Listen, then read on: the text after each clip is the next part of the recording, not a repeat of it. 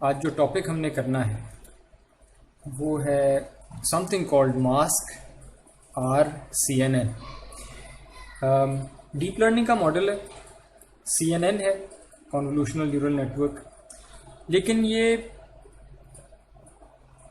Computer vision की multiple problems solve करता है। कंप्यूटर विजन की ऐसी प्रॉब्लम्स जिन पे लोगों ने for decades they worked on these separate problems, लेकिन ये एक मॉडल है जो मल्टीपल प्रॉब्लम्स को एक ही फ्रेमवर्क में एंड टू एंड तरीके से लर्न करके सॉल्व कर लेता है। ठीक है, so let's see what the hype is all about. As I said, the mask RCNN is a comprehensive model for 3 problems. It detects objects in images, it classifies those objects as belonging to multiple classes, and it also segments regions of the image as belonging to some objects. और जिस किस्म की segmentation ये करता है, आपने अपनी recitation में मुख्तलिफ सेगमेंटेशंस के बारे में सीखा होगा। Normal segmentation, semantic segmentation, instance segmentation. तो ये सिमेंटिक सेगमेंटेशन करता है और उसमें भी इंस्टेंस सेगमेंटेशन करता है। और the reason I want to know how this works is because the reason I want you guys to know how this works is because it combines ideas from computer vision and deep learning in a pretty elegant fashion. ठीक है, और मैं भी चूंकि अपनी understanding इसकी develop कर रहा हूँ, तो मैं पहले डिस्क्लेमर दे दूँ, there might be some parts या some details that I will skip. There will be others that I will miss. मुझे शायद पता ही नहीं होगा।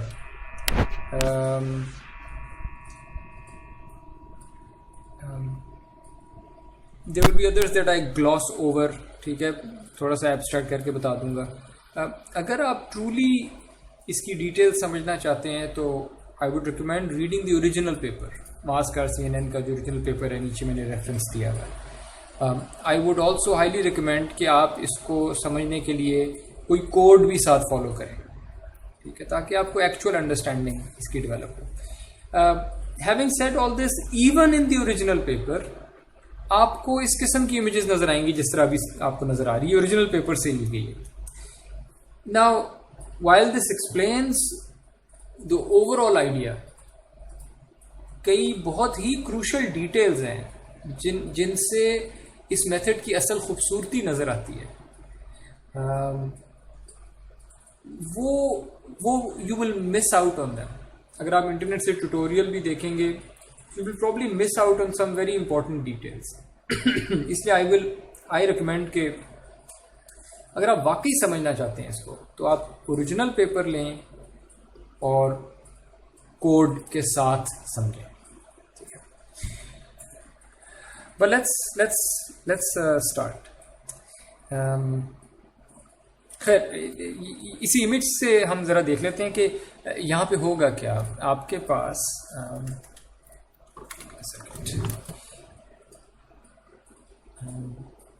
आपके पास एक इमेज आई और यहाँ पे आपके पास उसी इमेज का ग्राउंड ट्रूथ है। लेट्स से हम ट्रेन कर रहे हैं, ठीक है। ये मेरे पास ओरिजिनल इमेज है और यहाँ पे मेरे पास उसका ग्राउंड ट्रूथ है। ये जो ग्राउंड ट्रूथ है ना, इसकी मार्किंग या इसकी एनोटेशन जिसे कहते हैं, ये बहुत ही ख़ास तरीके से हुई है। ये जो 3 प्रॉब्लम हमने सॉल्व करनी है, object detection, classification, semantic segmentation, जो ग्राउंड ट्रूथ है वो इन तीनों प्रॉब्लम्स के हिसाब से मार्क होगा। So for example, object detection, आपको ग्राउंड ट्रूथ में मार्क करना पड़ेगा कि कहाँ कहाँ पे ऑब्जेक्ट्स हैं। सो फॉर एग्जांपल, आपको ये बाउंडिंग बॉक्स ड्रॉ करना पड़ेगा। अगर इस लड़के के इर्द गिर्द एक बाउंडिंग बॉक्स ड्रॉ करना पड़ेगा। ये ट्रेनिंग इमेजेस की बात कर रहा हूँ कि जहाँ जहाँ इमेज में आपको लगता है कि कोई ऑब्जेक्ट है, आपको, और मैं कह रहा हूँ कोई ऑब्जेक्ट, मैं क्लास की बात नहीं कर रहा कि ये लड़का है, ये जहाज है, ये बिल्ली है, ये शेर है, व्हाटएवर। मैं कह रहा हूँ कि जहां जहां भी ऑब्जेक्ट है, जो मर्जी हो ऑब्जेक्ट, क्लास की फिक्र नहीं मुझे भी, जहां जहां भी ऑब्जेक्ट है मैं उस ऑब्जेक्ट के इर्द गिर्द एक बॉक्स ड्रॉ करूंगा। ट्रेनिंग इमेजेस में इसे कहेंगे बाउंडिंग बॉक्स एनोटेशन। फिर अगर मैं क्लासिफिकेशन भी करना चाहता हूं तो मुझे हर जो मैंने बाउंडिंग बॉक्स बनाया है उस पर मुझे जाके बताना पड़ेगा कि ये वाला जो बाउंडिंग बॉक्स था, ये this belongs to the class human, कि यहाँ पे कोई ह्यूमन बीइंग है या पर्सन कह लें, कोई एक क्लास होगी। तो इस तरह जब मैं जितने भी बाउंडिंग बॉक्स ड्रॉ करूँगा, for example I think so के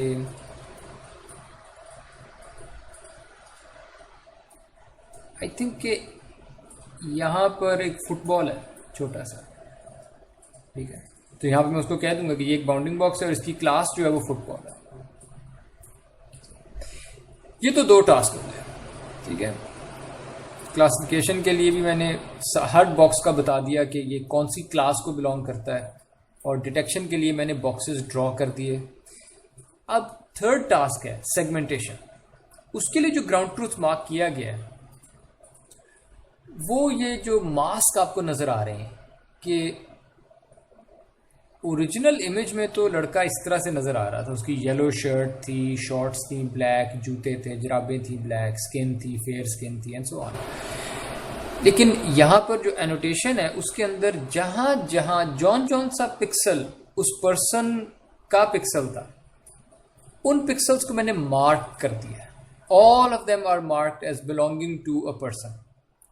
तो even within the bounding box, मैंने इस बाउंडिंग बॉक्स को कहा था कि ये बाउंडिंग बॉक्स, इस बाउंडिंग बॉक्स में एक पर्सन है, लेकिन असल में देखा जाए तो इस बाउंडिंग बॉक्स में there is a person plus non person pixels as well.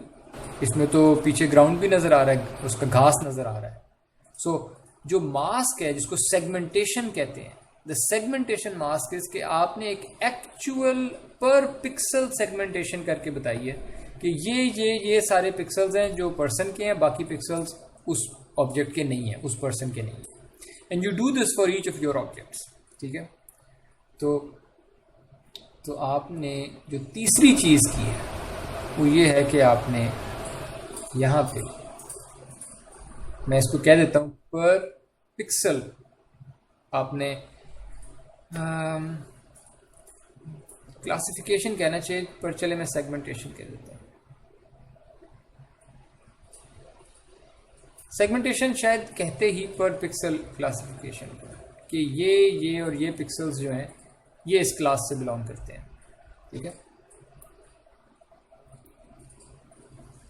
सो मेरा जो ग्राउंड ट्रूथ है फॉर एवरी इमेज, मैं जो अपना ग्राउंड ट्रूथ दे रहा हूं उसके अंदर मैं 3 चीजें सिखा रहा हूं। एक कि ऑब्जेक्ट का बॉक्स कैसे आता है, कि आपने बाउंडिंग बॉक्स कैसे बनानी है, आपने बाउंडिंग बॉक्स, हर बाउंडिंग बॉक्स को क्लासिफाई कैसे करना है कि ये कौन सी क्लास का बॉक्स था। और फिर थर्ड प्रॉब्लम कि जो भी बाउंडिंग बॉक्स आया था उसके अंदर जो ऑब्जेक्ट है उसको जाके एक्चुअली सेगमेंट करें। आप बॉक्स के अंदर हर पिक्सल के लिए बताएं कि ये बैकग्राउंड है या ये ऑब्जेक्ट का पिक्सल है। इसे सेगमेंटेशन कहते हैं। और चूंकि आपको उसकी क्लास भी पता है इसलिए इसको सिमेंटिक सेगमेंटेशन कहते हैं। सिमेंटिक का मतलब है, सिमेंटिक को आप इसे देख लें मीनिंग, जो मीनिंग रखता हो, ठीक है। कि यानी आप ये बता रहे हैं कि ये वाले जो पिक्सल्स थे ये किसी एक ऑब्जेक्ट के पिक्सल्स हैं और वो पर्सन ऑब्जेक्ट है, तो ये मीनिंगफुल सेगमेंटेशन है, मीनिंग के साथ है कि ये पर्सन वाली सेगमेंटेशन है। यहाँ पे आपने सेगमेंटेशन की होती है और अब कहते हैं ये फुटबॉल वाली सेगमेंटेशन है। यहाँ पीछे घास की सेगमेंटेशन की होती है और आपने कहा होता है ये घास की सेगमेंटेशन है। तो there is a meaning attach to every segment. It's not just कि ये एक सेगमेंट है, ये कोई और है, ये कोई और है, ये कोई और है। हर सेगमेंट एक्चुअली किस क्लास का है ये नहीं हम बताएंगे, तो इसे कहेंगे नॉर्मल सेगमेंटेशन, कि मैंने डिफरेंट ऑब्जेक्ट्स में चेंज डिफरेंट सेगमेंट्स में डिवाइड कर दिया इमेज को. Semantic segmentation means you tell the class of each segment as well. Okay, so हमारी जो ट्रेनिंग होगी वो इस किस्म की इमेजेस पे हुई होगी, पेयर्स पे हुई होगी. इमेज आई होगी और उस इमेज के आपके पास ग्राउंड ट्रूथ एनोटेशन में 3 किस्म की चीजें होंगी: bounding boxes, classes and segmentations. Now let's see how this works. इसकी जो आउटलाइन है वो है कि सबसे पहले किसी भी CNN बेस्ड नेटवर्क से ना आप फीचर्स एक्सट्रैक्ट करते हैं. आपने पिछली दफ़ा कॉन्वोल्यूशनल न्यूरल नेटवर्क्स किए थे और हमने देखा था कि कॉन्वोल्यूशनल न्यूरल नेटवर्क्स हायरार्की में फीचर्स एक्सट्रैक्ट करते जाते हैं और फिर जो फाइनल वॉल्यूम होता है फीचर्स का उसको क्लासिफाई कर देते हैं. Let me draw this. यानी इन CNN usually what happens is कि आपके पास कोई इमेज या इमेज का वॉल्यूम या कोई इनपुट वॉल्यूम आता है और आप उसको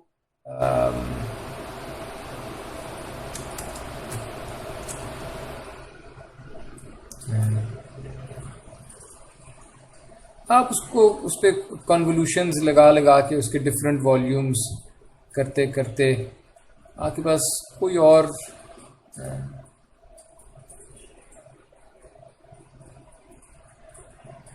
वॉल्यूम आ जाता है. You have transformed your input to some other space और ये आपके फीचर्स आ गए हैं. और इन फीचर्स को फिर आप वेक्टराइज कर दें या जो भी कर दें ऊपर ट्रेडिशनल नेटवर्क लगा के एंड पे आप कोई क्लासिफिकेशन या रिग्रेशन जो भी आपने प्रॉब्लम सॉल्व करनी थी वो कर लेते हैं. ये पूरे CNN में ये होता है. हम इंटरेस्टेड होंगे आज सिर्फ इस प्रोसेस में. यानी हम एक CNN लेंगे जो परहैप्स क्लासिफिकेशन के लिए पहले से ट्रेन हुआ हो, बहुत अच्छा कोई मॉडल हो. हम उसका सिर्फ इतना हिस्सा उठाएंगे कि जहाँ पे वो CNN आखिरी कॉन्वोल्यूशन लगती है, ठीक है, उसके वहाँ तक CNN को उठा लेंगे. ये हमारा एक ऐसा मॉडल है जो इमेजेस से फीचर्स एक्सट्रैक्ट करता होगा. ठीक है, आप लोग मेरे साथ हैं? Yes sir. यस. और am I going to slow? मैं कोशिश कर रहा हूँ एक एक चीज समझाऊं. Should I speed up? I think you should speed up a little bit. है ना, ये आप लोगों को पता होंगी चीजें. ओके, सो मेरे पास एक CNN है, उससे फीचर्स एक्सट्रैक्ट कर लेते हैं. ग्रेट. ये पहला स्टेज. अगला स्टेज, आप इमेज में से और इस इमेज में ना, इस फिगर में वो स्टेज जहां पे नजर आ रहा है, this was stage 1. This was stage 1 कि आपके पास इमेज आई और आपने CNN में से गुजारा. CNN का जो फीचर वॉल्यूम था ना वो ये आ गया आपके पास.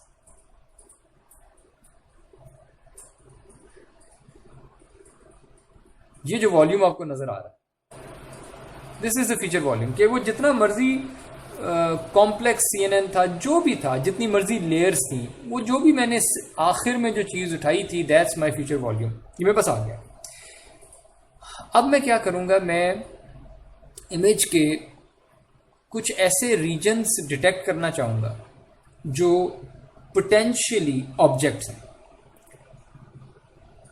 Notice this is a 2 class problem only. मैंने सिर्फ ये कहना है कि फॉर एग्जांपल ये वाला जो इमेज का रीजन है, यानी ये वाला रीजन, कोई इसमें ऑब्जेक्ट है या नहीं है. मैं नहीं कह रहा पर्सन, फुटबॉल, गाड़ी, dinosaur, whatever, I don't care कौन सा ऑब्जेक्ट. मैं सिर्फ कह रहा हूं कि ऑब्जेक्ट है यहाँ पे या कोई बैकग्राउंड है. सो इस तरह दरख्त या घास, इस तरह की चीजें तो अक्सर बैकग्राउंड होती हैं. तो मैं एक क्लासिफायर बनाने लगा हूं, एक डिटेक्टर बनाने लगा हूं अब, जो इमेज में बताएगा कि कौन सी जगह हैं जहां पोटेंशियली कोई ऑब्जेक्ट हो सकता है. ठीक है, it's a 2 class problem. So second step में मैं ऑब्जेक्ट्स डिटेक्ट करूंगा और बहुत सारे भी कर लूंगा, भले वो गलत भी आ जाए रीजन से, बाद में इनको और रिफाइन कर लेंगे. इन द थर्ड स्टेप मेरे पास वो वाले ये जो जिस तरह ब्लू बॉक्सेस यहाँ पे आ गए हैं मेरे पास, ये कह रहे हैं कि यहाँ पे पोटेंशियली कोई, यानी इमेज के इस हिस्से पे पोटेंशियली कोई ऑब्जेक्ट है, इमेज के इस हिस्से पे पोटेंशियली कोई ऑब्जेक्ट है, इधर पोटेंशियली ऑब्जेक्ट है, इधर पोटेंशियली कोई ऑब्जेक्ट है। आगे now what do we do? ये जो रीजन्स आइडेंटिफाई हुए ना, फॉर एग्जांपल इस एग्जांपल में 1 2 3 4, इन रीजन्स पे मैं जाता हूं और इमेज से इंफॉर्मेशन नहीं लूंगा मैं। ये जो मेरे पास फीचर वॉल्यूम आ गया है ना, यहां से इंफॉर्मेशन लूंगा। यानी फीचर वॉल्यूम एक 3 डिमेंशनल वॉल्यूम है, राइट? मैं उस 3 डिमेंशनल वॉल्यूम का एक सब वॉल्यूम उठाने लगा हूं इस रीजन का, ठीक है? So let me draw this. यानी मैं इधर भी इस तरह पीछे, ये जितना भी पीछे जा रहा है, फॉलो कर रहे हैं आप लोग मेरे साथ? Yes, sir. Yes. सो अब मैं इमेज स्पेस की बजाय फीचर स्पेस में से एक सब वॉल्यूम उठाया है। ये फीचर्स का वॉल्यूम है, लेकिन ऐसी जगह से जिसको मेरे स्टेप 2 ने कहा था कि यहाँ पे पोटेंशियली कोई ऑब्जेक्ट है, ठीक है? अगर कोई है, उस ऑब्जेक्ट के मैं फीचर्स उठा लिए। और अब स्टेप 3 बहुत सादा है। ये जो भी आपने फीचर वॉल्यूम उठाया था ना, इसको क्लासिफाई कर दें कि इस वॉल्यूम को ले। आपका नॉर्मल CNN क्या करता था? एक वॉल्यूम लेता था और उसको क्लासिफाई कर देता था और कहता था कि इस इमेज की फिर ये क्लास है। मैं सिमिलरली ये करने लगा हूँ। मेरे पास एक वॉल्यूम आ गया फीचर्स का, और उसको मैं किसी क्लासिफायर में भेज देता हूँ, और वो मुझे बता देगा कि आपकी क्लासेस जितनी भी थी उनमें से हर क्लास की प्रोबेबिलिटी क्या है, ठीक है? So let's say you had C classes, तो ये नेटवर्क आपका एक सॉफ्टमैक्स लगा होगा। ये basically probability of class 1 given ये वाला, ये जो फीचर वॉल्यूम आया था, मैं इसको FV कह देता हूँ, feature volume. Probability of class 2 given feature volume, और जितनी भी है मेरी सारी क्लासेस की प्रोबेबिलिटी से देता है, ठीक है? But for which feature volume? Only this one. Similarly मैं इसका मतलब है कि मेरा एक प्रॉब्लम इज डन क्लासिफिकेशन वाली। और फिर इसी तरह जो नेटवर्क है वो आउटपुट कर देता है सम बाउंडिंग बॉक्स, ठीक है? बाउंडिंग बॉक्स भी इसी तरह ही है कि आप क्लासेस आउटपुट करते थे, जितनी क्लासेस थे उतने न्यूरॉन्स हैं। मैं कहता हूं कि इसके लिए तो मुझे बाउंडिंग बॉक्स देने के लिए कितने नंबर्स चाहिए? एक बॉक्स को कितने नंबर से रिप्रेजेंट कर सकते हैं आप? You have a box, how many numbers do I need? ये 4 कॉर्नर्स हैं बॉक्स के। 4. Why 4?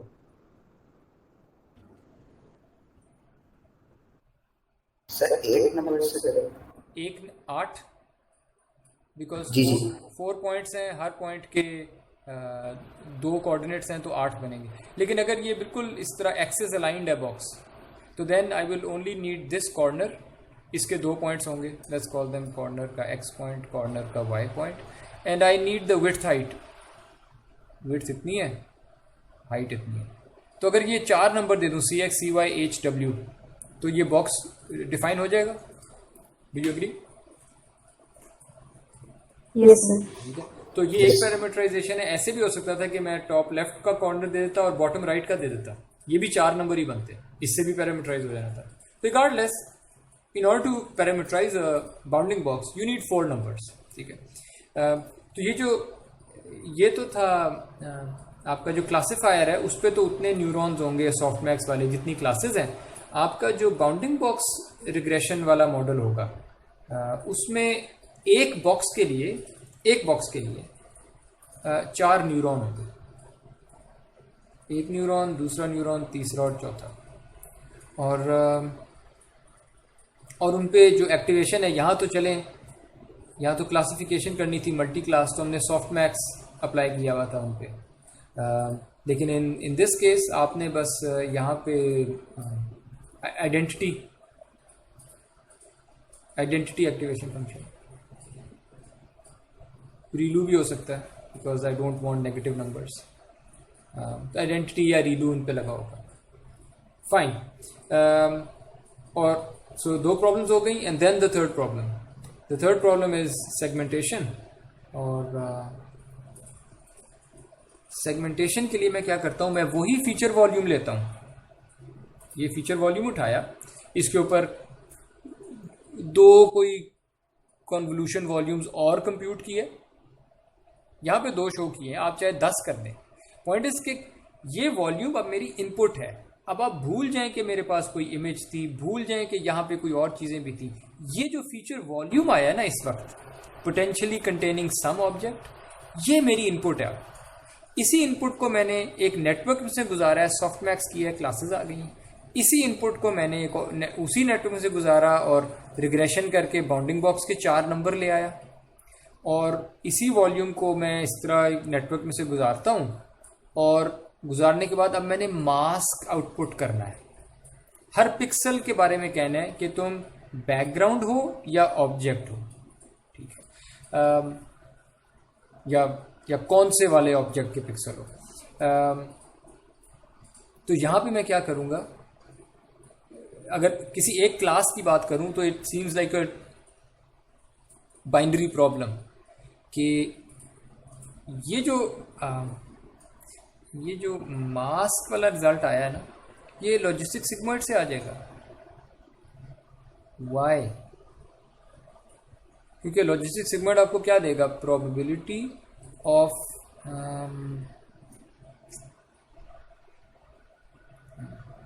प्रोबेबिलिटी हर पिक्सल के लिए कि probability of let's say person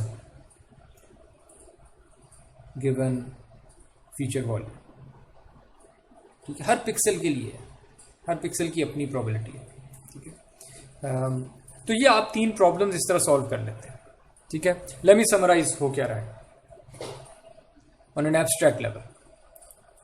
image I, image को किसी CNN टाइप चीज से गुजारा जिसने इमेज को एक बड़े फीचर वॉल्यूम में कन्वर्ट कर दिया। उस फीचर वॉल्यूम के अंदर से आपने कोई सब वॉल्यूम निकाला उस जगह पे जहां पोटेंशियली कोई ऑब्जेक्ट हो सकता था, और उस वॉल्यूम को अब आपने लिया और उस वॉल्यूम से 3 प्रॉब्लम्स आपने सॉल्व कर ली। क्लासिफाई कर दिया, उसका बाउंडिंग बॉक्स निकाल लिया और उसके सेगमेंटेशन कर दिया, ठीक है। That's what a mask RCNN does. अब इनकी थोड़ी सी डिटेल्स देख लेते हैं। ये इतना सादा नहीं है ये कि जी किसी CNN में से गुजारा एक फीचर वॉल्यूम आ गया। चाहे तो आप इतना सादा कर सकते हैं, लेकिन ज़्यादा बेहतर फीचर्स लाने का एक तरीका है, उसको देख लेते हैं।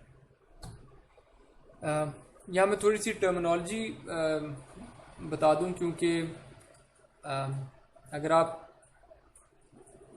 If you look at any tutorial या ओरिजिनल पेपर, तो देयर आर मेनी टर्म्स। तो मैं मास्क RCNN की आउटलाइन टर्मिनोलॉजी के साथ बता दूं। ये जो शुरू में आप फीचर्स एक्सट्रैक्ट करते हैं ना, वो जिस भी नेटवर्क से आ रहे हैं उसे हम कहेंगे बैकबोन नेटवर्क। सारा फीचर्स तो वहाँ से आ रहे हैं, ठीक है, दैट्स अ बैकबोन नेटवर्क। उसके बाद ये जो डिफरेंट बॉक्सेस आपके पास आए ना कि this box could potentially contain an object, this could potentially contain an object, this could, ये प्रपोजल्स हैं, ये ऑब्जेक्ट्स के प्रपोजल्स हैं कि एक नेटवर्क है, it's called a region proposal network, RPN। It proposes कि there could be an object here, there could be an object here, could be an object here, ठीक है। तो ये एक रीजन प्रपोजल नेटवर्क से आ रहे हैं, इसकी डिटेल अभी देखेंगे। और फिर फॉर ईच प्रपोज रीजन, जैसा कि मैं कह रहा था ना, ये वाला वॉल्यूम या ये वाला या ये वाला, फॉर ईच प्रपोज रीजन आपने अब सबसे पहले उस रीजन का एक वॉल्यूम उठाना है, उस रीजन का वॉल्यूम उठाना है। लेकिन आप शायद आइडेंटिफाई कर लें प्रॉब्लम कि इस रीजन का जो वॉल्यूम है उसका साइज फर्क है, इस रीजन का वॉल्यूम साइज फर्क, इस रीजन का वॉल्यूम साइज फर्क, इस रीजन का वॉल्यूम साइज फर्क। और अगर मैंने सारों के लिए आगे इस तरह का नेटवर्क एक बनाया हुआ है जो 3 प्रॉब्लम्स मुझे हल करके देता है, उस नेटवर्क की कोई ना कोई अजम्पशन होगी कि मुझे फलां साइज की इमेजेस दो, फलां साइज की इनपुट दो। लेकिन इधर तो इस ऑब्जेक्ट का साइज फर्क है, इधर फर्क, इधर फर्क, इधर फर्क। So you have one step called region of interest alignment. यानी जो रीजन आया है ना, इसको मैं कह रहा हूं कि this is a region of interest, there could be something interesting happening here. तो मैं अपने रीजन ऑफ इंटरेस्ट को, जो भी उसका पहले साइज था, उसको मैं जबरदस्ती एक स्टैंडर्ड साइज पे लेके आऊंगा। ये स्टैंडर्ड साइज पे जो लाना है ना, इस स्टेप को कहते हैं region of interest align. You align your region of interest to just this size volume, चाहे वो कोई भी रीजन था, सारे इस साइज के हो जाएंगे। ठीक है, इसको अभी हम देखेंगे। और उसके बाद तो खैर वो स्टैंडर्ड है, यू क्लासिफाई, यू डिटेक्ट या localise and you predict a segmentation mask. ये सारे सेगमेंटेशन मास्क है। Okay, let's look at the backbone network, जिससे फीचर्स निकालने हैं। इन प्रिंसिपल कोई भी सादा से ज़्यादा CNN it can also work. आप आइडियली आप चाहेंगे कि आपके पास जो फीचर्स निकल रहे हैं ना, वो मल्टीपल स्केल्स पे निकल रहे हैं। Now what does that mean? It means के पिछली इमेज में अगर मेरे जो फीचर्स हैं वो इस तरह के स्केल पे तो निकल आएंगे जहाँ पर्सन है वो डिटेक्ट हो जाए, लेकिन जो फुटबॉल है वो बहुत छोटा है, ये तो बहुत इमेज में बहुत छोटा नज़र आ रहा है। या अगर एक पर्सन है जो पीछे दूर खड़ा है, वो भी छोटा नज़र आ रहा होगा। तो इमेजेस में information appears eight multiple scales. तो बड़ा पर्सन नज़र आ जाएगा, छोटा पर्सन नहीं डिटेक्ट होगा, या छोटा डिटेक्ट होगा तो बड़ा नहीं हो रहा होगा। So ideally you would want your features to be extracted at multiple scales. ठीक है, इसको अब हम देखते हैं कि ये कैसे करेंगे। मल्टीपल स्केल्स पे मुझे फीचर्स चाहिए, और जो मेरे फीचर्स हैं दे should be rich with meaning, semantically rich होने चाहिए। ठीक है, कि फीचर्स के अंदर ऑलमोस्ट किसी ने जैसे लिख ही दिया होगा, ये फीचर है ओ ह्यूमन बीइंग, ये फीचर है फुटबॉल, ये फीचर है ये गाड़ी है, and so on. They should be really easy to classify, they should be rich with meaning.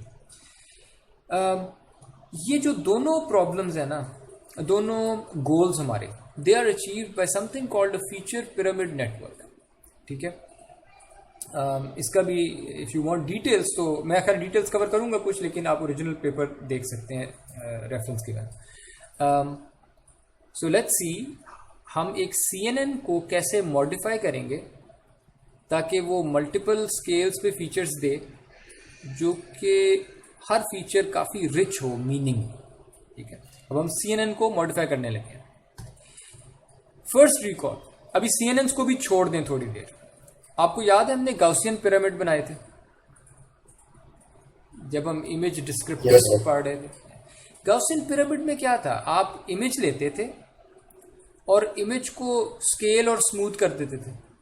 तो ये स्केल डाउन हुई हुई इमेज है ना,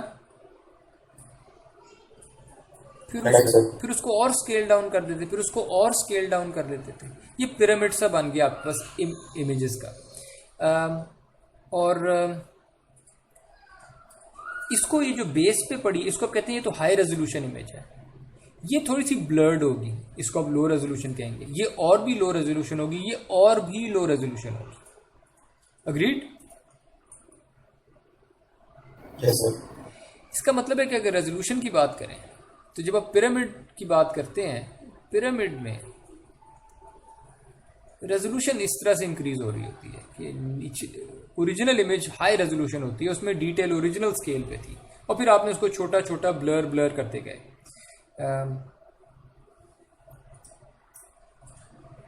और आपने सिफ्ट डिस्क्रिप्टर्स का पिरामिड भी देखा था, यानी आपने गॉसियन पिरामिड बनाया और उस गॉसियन पिरामिड के हर लेवल, हर स्केल पे आपने सिफ्ट डिस्क्रिप्टर्स कंप्यूट कर लिए। यानी इधर भी शिफ्ट निकाला, इधर भी शिफ्ट निकाले, इधर भी शिफ्ट डिस्क्रिप्टर्स निकाले, और तो ये एक फीचर्स का पिरामिड बनाया था आपने। ठीक है, CNN क्या करता है? CNN भी तो मल्टी स्केल होता है। क्या CNN में आप सब सैम्पलिंग नहीं करते? क्या CNN में अगर ओरिजिनल इमेज ऐसे थी, कन्वॉल्व किया, कोई वॉल्यूम आया, फिर सब सैम्पलिंग की, तो साइज छोटा नहीं हो गया था? और फिर और सब सैम्पलिंग जब की और छोटा हो गया, और सब सैम्पलिंग की और छोटा हो गया। भले वॉल्यूम बनते जाएंगे, भले वॉल्यूम बने, लेकिन जो हाइट विड्थ है क्या वो छोटी नहीं होती जा रही? वॉल्यूम जितना मर्जी बड़ा या छोटा होता जाए, यहाँ पे चले वॉल्यूम छोटा कर देते हैं, लेकिन हाइट विड्थ देखें कि यहाँ पे हाइट विड्थ आधी हो गई, यहाँ पे हाइट विड्थ 1/4 हो गई, यहाँ पे हाइट विड्थ 1/8 हो गई, एंड सो ऑन। मेरे साथ हैं आप लोग? यस। तो CNN तो पहले ही मल्टी स्केल होता है, आहिस्ता आहिस्ता उसको वो छोटा छोटा करी जा रहा है चीज़ों को। पर हम क्या करते हैं, हम फिर CNN का जो कोई बहुत ही छोटा स्केल होता है, लेट्स से 1/32, 5 सब सैम्पलिंग्स लग गई थी, हम ये वाले फीचर्स उठा लेते हैं और इसको कहते हैं जी क्लासिफाई करो या जो भी करना है। सवाल ये उठता है, वाई ओनली दिस स्केल? आपने सिर्फ इस स्केल के फीचर्स को क्यों यूज़ किया क्लासिफाई करने के लिए? अगर आप ये भी यूज़ कर लेते, या ये वाले ना करते ये कर लेते, या ये वाले कर लेते, या ये वाले कर लेते, हैं तो फीचर्स ही ना इमेज के। कोई ये भी कह सकते हैं आप डायरेक्ट इमेज को ही यूज़ कर लेते, सही। तो सवाल ये उठता है कि ये जो लो रेजोल्यूशन वाले फीचर्स हैं, क्योंकि आपने इमेज तो बहुत छोटी कर दी या अपना वॉल्यूम बहुत छोटा कर दिया है हाइट विड्थ में, why are we using low resolution to get results? For some problems low resolution का मतलब है कि छोटी सी जगह पे पूरी इमेज की इंफॉर्मेशन आ जाती है आपके पास। तो अगर आपने पूरी इमेज क्लासिफाई करनी थी तो ये छोटी जगह काफ़ी थी। लेकिन अगर आपकी प्रॉब्लम सिर्फ क्लासिफिकेशन नहीं थी, आपकी प्रॉब्लम थी मैंने ऑब्जेक्ट डिटेक्ट करना है, मैंने ऑब्जेक्ट को सेगमेंट करना है, तो बाय द टाइम कि आपने इतनी छोटी रेजोल्यूशन पे पहुंचे हैं, आपके ऑब्जेक्ट्स बहुत छोटे हो गए हैं। दो ऑब्जेक्ट्स जो थोड़े करीब करीब थे, यहाँ पे तो वो जुड़ के बिल्कुल ही एक ऑब्जेक्ट बन गए होंगे। अब समझ रहे हैं, यहाँ तो रेजोल्यूशन बहुत कम है चीज़ों की। Therefore it might be a good idea कि अगर आपने जो भी प्रॉब्लम सॉल्व करनी है वो आखिरी स्केल की बजाय सारे स्केल्स पे सॉल्व कर लें। इस स्केल इसको भी क्लासिफाई कर लें, इस फीचर्स को भी क्लासिफाई कर लें, इस स्केल के फीचर्स को भी क्लासिफाई कर लें, एंड सो ऑन। यानी जब आप CNN में सब सैम्पलिंग करते हैं तो आप रेजोल्यूशन लूज कर रहे हैं, ऊपर को जाएं तो रेजोल्यूशन कम है, लेकिन आप सेमेंटिक वैल्यू मीनिंग जो है ना वो सेमेंटिकली रिच हैं ये फीचर्स। अगर आपको याद हो CNN के लेक्चर्स में, CNN के लेक्चर में मैंने आपको एक फिगर दिखाई थी जिसपे एक इमेज थी और उस इमेज में कोई गाड़ी थी, ठीक है, याद है आपको? और फिर मैंने कहा था कि जो लोअर लेयर्स हैं वो इस गाड़ी से किस किस्म के फीचर्स डिटेक्ट कर रही थी, और वो बड़े एज टाइप फीचर्स थे, इस तरह की एज, इस तरह की एज, कुछ इस तरह के कलर्स एंड सो ऑन, बड़े लो लेवल। और जो अगली लेयर्स थी वो थोड़े से हाई लेवल फीचर्स एक्सट्रैक्ट कर रही थी, मसलन सर्कल सा, ठीक है, कुछ कुछ सीधी लाइनें भी होंगी, कुछ इलिप्टिकल, ऐसी थोड़ी सी लिनियर किस्म के स्ट्रक्चर से ज़रा से ज़्यादा कॉम्प्लिकेटेड स्ट्रक्चर थे। और फिर जो हायर लेवल लेयर्स थी CNN की, जो आप रिकॉल कर रहे हैं ये image, Yes, sir. Intermediate layers थी, और यहाँ पे आपके पास हाई लेवल फीचर्स थे, यानी इस तरह के थे कि वो टायर पे रिस्पॉन्ड करते थे कि जब गाड़ी का टायर नज़र आए, या गाड़ी का टायर नज़र आए, या आई डोंट नो गाड़ी का बॉनेट नज़र आए, गाड़ी का बॉनेट नज़र आए, तब रिस्पॉन्ड करते, थोड़े से high level features. That's what we mean when we say semantically rich, they are rich with meaning. ये वाले न्यूरॉन जब फायर करते हैं ना तो एक ख़ास मतलब जाहिर हो जाता है। सेमेंटिकली, आई डोंट नो सेमेंटिकली की स्पेलिंग ये आता है कि नहीं, सेमेंटिकली रिच, ठीक है। लोअर लेवल लेयर्स के features are semantically not as rich, यानी इनको देख के आप क्लियरली बता सकेंगे ओ हाँ गाड़ी है, या अगर घोड़ा आता है ओ हाँ घोड़ा है, शेर आता है ओ हाँ ये तो शेर है, जहाज होता है ओ इनको देख के क्लियरली बता देते ये शेर है, जहाज है, एंड सो ऑन, ठीक है। सो इन अ CNN,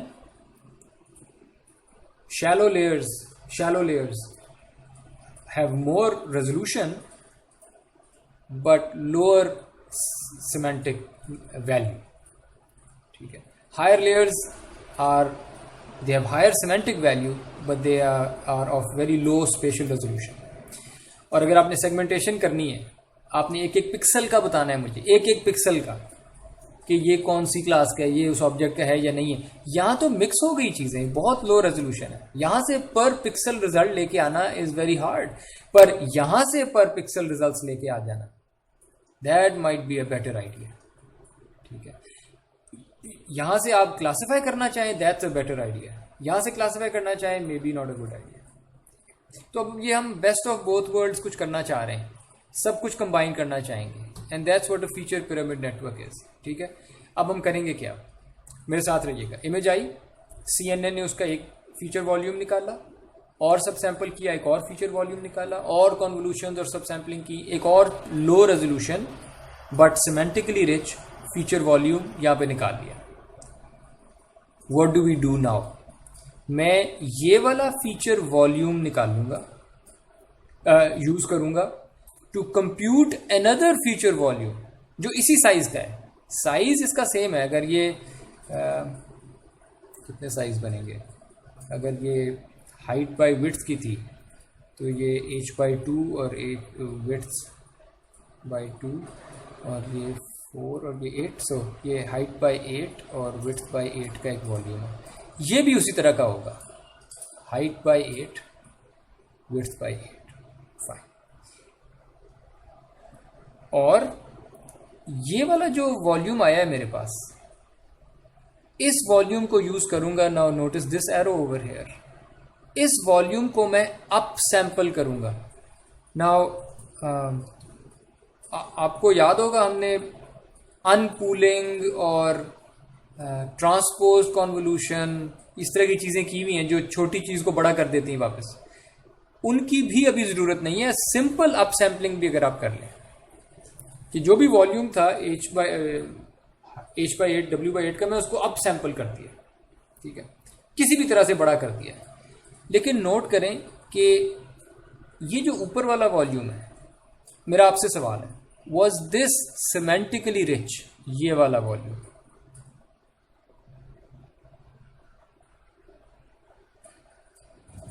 Yes, sir. क्योंकि ये इस वाले से बना था, and this was semantically rich. अब मेरा अगला सवाल, ये जो मैंने नया वॉल्यूम बनाया है बड़े साइज का, higher resolution, this was low resolution, this is high resolution, ये जो हाई रेजोल्यूशन वॉल्यूम बनाया, इज दिस सिमेंटिकली रिच?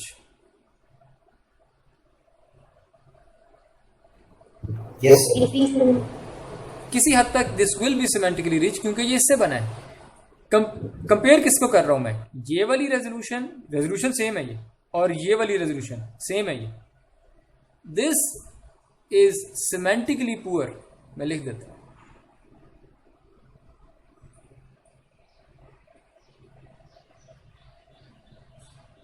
ये सिमेंटिकली पुअर, क्योंकि अभी तो मीनिंग अभी बन रहा था, फीचर्स एक्सट्रैक्ट हो ही जा रहे थे। अभी तो ज्यादा रिच फीचर्स तो बाद में आने थे, वो जो बाद में आ गए हैं उनको मैं यूज करता हूं और दोबारा एक रेजोल्यूशन फिर से बड़ी कर दी, लेकिन सिमेंटिकली रिचर मैंने एक वॉल्यूम बना लिया, और फिर उससे एक और बड़ा वॉल्यूम बनाया, वो भी semantically richer. So I have a pyramid of features, ठीक है, जिसमें रियली दो डायरेक्शंस थी। एक ये बॉटम टू टॉप थी, बॉटम अप डायरेक्शन, इमेज को देखा और वहां से फीचर्स निकालना शुरू किए। और अब जो फीचर्स आ गए थे वहां से मैं टॉप डाउन डायरेक्शन में आया हूं कि rich features, low resolution rich features से मैं high resolution but rich features पे गया, और वहां से even higher resolution but still rich features पे गया। ठीक है, सो मेरे पास अब सिमेंटिकली रिच फीचर्स होंगे इवन एट हायर रेजोल्यूशंस। ठीक है, और फाइनल चीज़ जो इसके अंदर होती है फीचर पिरामिड नेटवर्क में, वो ये कहते हैं कि आप जब ये फीचर्स निकाल रहे थे ना इस लेयर के, तो इस लेयर को भी यूज़ कर लें। ये सिमेंटिक्स में तो अच्छी नहीं थी, सिमेंटिक्स में तो ये अच्छी नहीं थी, लेकिन रेजोल्यूशन में ये अच्छी थी। और आप जो रेजोल्यूशन यहाँ पे लूज कर चुके हैं ना ऊपर जाते हुए सब सैंपल करके, वो रेजोल्यूशन वापस नहीं आनी आपके पास, ये याद रखें। आपने साइज तो बड़ा कर लिया है, पर जो डिटेल्स आप मिस कर गए थे सब सैंपल करके, डू यू रियली थिंक कि वो बाय सम मैजिक वो डिटेल वापस आ गई होगी? You lost it. तो वो जो डिटेल थी ना, वो मैं यहां से डायरेक्ट स्किप कनेक्शन कर देता हूं। याद है हमने CNN पढ़ते हुए रेजिडुअल नेटवर्क्स किए थे, रेजनेट, और हमने कहा था उस पर रेजिडुअल कनेक्शन थे या स्किप कनेक्शन थे। तो स्किप कनेक्शन थे कि यहाँ जो भी इंफॉर्मेशन थी वो मैं डायरेक्ट इसको यहाँ पे दे रहा हूँ कि अगर ये यूज करना चाहे कर ले। ये हाई रेजोल्यूशन थी, तो वो इन्फॉर्मेशन भी मैंने दे दी है। तो मेरे पास थ्रू आउट ये लैटरल कनेक्शंस हैं कि ये जो इधर का पिरामिड है और इधर का पिरामिड है, उनमें जो कॉरस्पॉन्डिंग लेवल्स हैं वो पहले वाला पिरामिड डायरेक्ट अपना लेवल फीड कर रहा है, ये वाला पिरामिड का लेवल डायरेक्ट अपनी इंफॉर्मेशन इधर फीड कर रहा है, फिर ये फीचर बनता है। तो इससे लोकलाइजेशन भी बेहतर हो जाती है, क्योंकि more high resolution actual information आई जो गुम गई थी, आपने वापस ले आए। और रेजनेट्स में वैसे भी ये स्किप कनेक्शन जो है ये ट्रेनिंग को बहुत स्टेबलाइज कर देते हैं। ठीक है, इसके ये दो फायदे हैं। ये जो पूरा नेटवर्क मैंने बनाया है ना, इसको फीचर पिरामिड नेटवर्क कहते हैं। और रियली अगर देखा जाए तो एक आम CNN से मैंने सिर्फ दो चीज़ें, मेरी एक्सप्लेनेशन लंबी हो गई, पर फीचर पिरामिड नेटवर्क में एक आम CNN में आपने जहां आप बॉटम अप जाते थे, आप वहां से टॉप डाउन भी जाने लग गए, एक नया पिरामिड बना दिया। और आपने लैटरल कनेक्शंस भी, ये दो चीज़ें की और कुछ भी नहीं किया, स्किप कनेक्शन है, दैट्स इट। और ये फीचर पिरामिड नेटवर्क बन गया। ठीक है, and just to make it clear, देखें CNN में भी ये जितने भी वेट्स थे आपके एक लेवल से दूसरे लेवल पे जाने की, ये कन्वोल्यूशन के वेट्स है ना, ये लर्नेबल है। इसी तरह जब ऊपर से आप नीचे आ रहे हैं, ये भी कन्वोल्यूशन के वेट्स हैं, ये लर्नेबल होंगे। ये सब चीज़ें लर्न की जा सकती हैं। अगर आपको डिटेल चाहिए ना कि फॉर एग्जांपल मास्कार CNN के पेपर ने जो अपना बैकबोन नेटवर्क यूज़ किया था वो रेजनेट था, रेजिडुअल नेटवर्क, और उसकी भी शायद 5 कन्वोल्यूशन लेयर्स उसने यूज़ की थी। यानी पहली दफ़ा कन्वॉल्व किया, लेकिन स्ट्राइड कन्वोल्यूशन की 2 रखी। इसका मतलब है कि सब सैम्पलिंग हो रही है, कि अगर मैं कन्वॉल्व हर पिक्सल पे मास्क ना रखूँ, हर दूसरे पिक्सल पे मास्क रखता हूँ, तो रिजल्ट जो है वो छोटा आएगा, हाफ बाय हाफ छोटा आएगा। तो सो ये पहली कन्वोल्यूशन लगाई और सब सैम्पलिंग भी हो गई कन्वोल्यूशन के दौरान ही, फिर एक और लगाई, फिर स्ट्राइड 2 रखी, ओवरऑल स्ट्राइड अब 4 हो गई है, फिर स्ट्राइड 2 रखी, ओवरऑल स्ट्राइड 8 हो गई है, एंड सो ऑन। ये 5 दफ़ा किया, आपके पास एक छोटा सा वॉल्यूम आ गया। तो ये वो पहला पिरामिड है, इमेज अपने स्केल पे, फिर height by 2, height by 4, height by 8, height by 16, height by 32 and width by 32 का एक वॉल्यूम आ गया। उस वॉल्यूम को आपने 1 बाय 1 कन्वोल्यूशन से 1 बाय 1 कन्वोल्यूशन का मतलब है कि हाइट और विड्थ अब चेंज नहीं होंगी, नंबर ऑफ चैनल्स चेंज होंगे। तो आपने अब ये टॉप डाउन पिरामिड बनाना शुरू किया कि इसको C5 को यूज़ किया और इधर एक लेवल बना दिया फीचर वॉल्यूम, और उसको अप सैंपल किया 2 टाइम्स, तो ये और ये सेम साइज़ के आ गए ना। अप सैंपल करने के बाद ये और ये सेम साइज़ के हो जाएंगे, और ये ऐड कर दिया आपने यूजिंग सम 1 बाय 1 कन्वोल्यूशन, ताकि नंबर ऑफ चैनल्स बराबर हो जाए, and so on, and you keep doing this. ठीक है, ये वो लैटरल कनेक्शंस हैं जो मैं कह रहा था, ये सारे वो लैटरल स्किप कनेक्शंस हैं जिनमें आप चाहें तो 1 बाय 1 कन्वोल्यूशन लगा सकते हैं। इनफैक्ट लगानी पड़ेगी अगर चैनल्स बराबर करने हैं। और फिर क्या करें, आपके पास ये जो वॉल्यूम्स आ गए हैं, अब आप अगर चाहें तो इनके ऊपर भी कुछ कन्वोल्यूशनल फिल्टर्स अप्लाई करके अपने ये फाइनल वॉल्यूम्स आ जाते हैं। इनको ज़रा आप गौर से देखिए, मैंने अब किया क्या है, मैंने इमेज ली और ये जो भी फीचर पिरामिड नेटवर्क था ना, ये let me draw a square,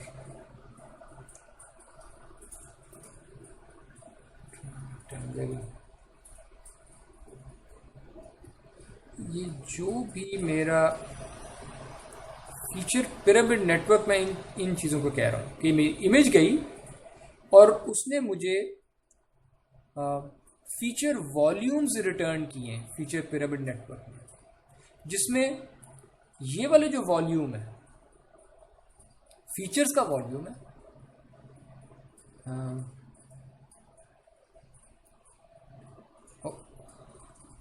features का वॉल्यूम है जो कम ऑन जो लो रेजोल्यूशन स्केल पे है, और ये वाला जो वॉल्यूम है ये हाई रेजोल्यूशन वाले स्केल पे है। लेकिन आइडियली ये सारे सिमेंटिकली रिच हैं, जिस तरह से कंस्ट्रक्ट किए गए हैं। मुमकिन है कि P5 जो है ये सिमेंटिक्स में सबसे ज़्यादा रिच हो और P2 सबसे कम रिच हो, लेकिन all of them are reasonably rich with meaning, ठीक है, क्योंकि ये अब रिच वाले फीचर्स से कंस्ट्रक्ट किए गए हैं। So that's all that a feature pyramid network does. अगर आपको कुछ भी समझ नहीं आई, this is the message you should take from this slide. A feature pyramid network transforms your image not into just one volume, it transforms into multiple volumes at multiple scales. और अब आपकी मर्जी है कि आपने अपना जो भी आगे काम करना है वो सिर्फ इस P5 वॉल्यूम को उठा के कर लें, ठीक है। अगर आप चाहते हैं कि मल्टीपल स्केल्स पे मैंने चीज़ों को देखना है तो फिर आप ऐसा करें, P4 को भी यूज़ कर लें, आगे P3 को भी यूज़ कर लें और P2 को भी यूज़ कर लें, सारों को यूज़ कर लें अगर आप चाहते हैं। Is this clear? आप लोग कंफ्यूज तो नहीं है?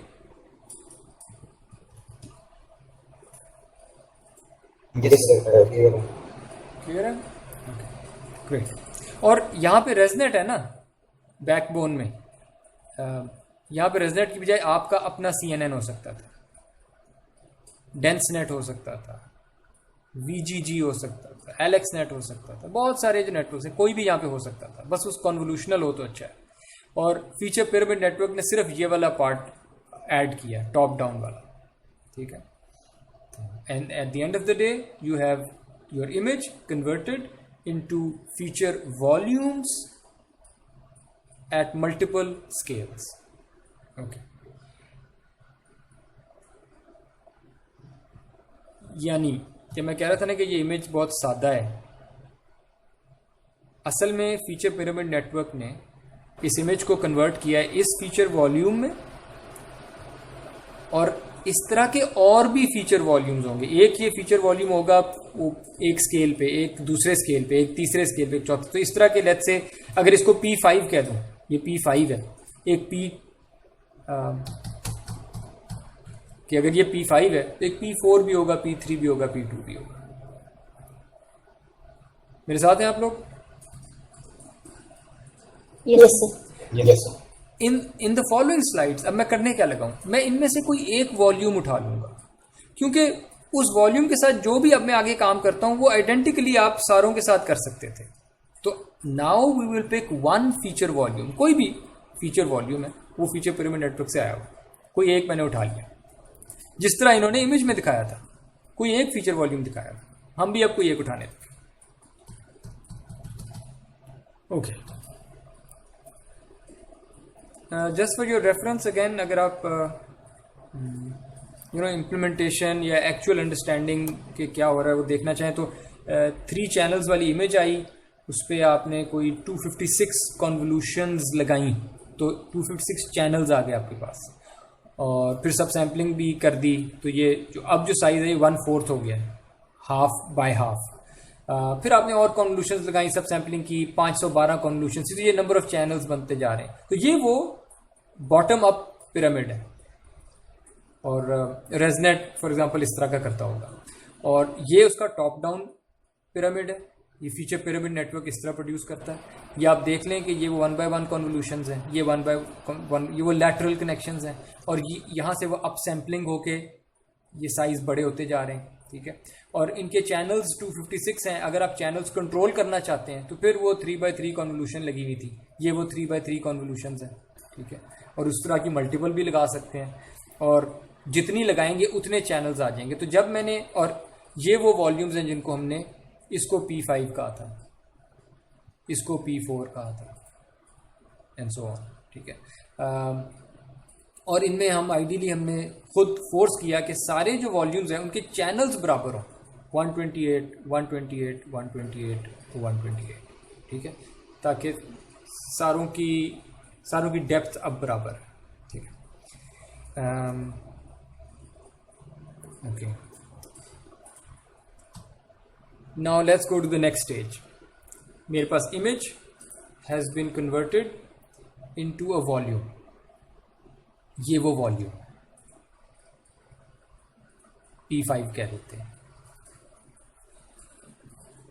ठीक है, जिसमें 5 सब सैम्पलिंग्स हो गई थी, तो हाइट बाय 32 हो गई है, विड्थ बाय 32 हो गई है, और 128 इसके channels. Fine, as far as the network is concern, from here onwards ये मेरी इनपुट इमेज है, कि मेरे लिए ये ही इनपुट है, ठीक है। जो रीजन प्रपोजल नेटवर्क है इज जस्ट द क्लासिफायर। मैंने पहले भी कहा, ये बस बताएगा कि इमेज के अंदर फलां जगह पे ऑब्जेक्ट हो सकता है या नहीं हो सकता, बस ये बता रहा है। ये नहीं कह रहा कौन सा ऑब्जेक्ट, कह रहा है कोई ऑब्जेक्ट हो सकता है या ये बैकग्राउंड होगा, 2 क्लास प्रॉब्लम, ठीक है। पहले ऐसा करते हैं, पहले रीजन प्रपोजल नेटवर्क का आर्किटेक्चर देख लेते हैं। इसको समझना ना वैसे शायद इतना आसान नहीं है रीजन प्रपोजल नेटवर्क को, क्योंकि इसकी जो एक्सप्लेनेशंस इवन ओरिजिनल पेपर में भी हैं, दे लीव समथिंग, आई मीन कुछ डिटेल्स हैं जो शायद सही तरह एक्सप्लेन नहीं हुई, तो पे अटेंशन नाउ। मेरे पास एक वॉल्यूम आया, उस वॉल्यूम के ऊपर मैंने 3x3 की कॉन्वोल्यूशन लगाई है। वेल चैनल्स चूंकि उसमें 128 थे, इधर भी 128 ही होंगे, पर 3x3 की मैंने कॉन्वोल्यूशन लगाई, और इस तरह की 512 कॉन्वोल्यूशंस लगा दी। होगा क्या कि मेरा ये वॉल्यूम ट्रांसफॉर्म हो जाएगा उसी साइज की। अगर सेम साइज कॉन्वोल्यूशन थी तो पहले भी h/32 था, अब भी h/32 होगा, लेकिन कॉन्वोल्यूशंस 512 थी तो चैनल्स 512 हो गए। Fine, I just transformed my input volume into another volume using 512 3x3 convolutions. Fine. अब मेरे पास ये वॉल्यूम आ गया, ठीक। अब मैं 2 काम करने लगा।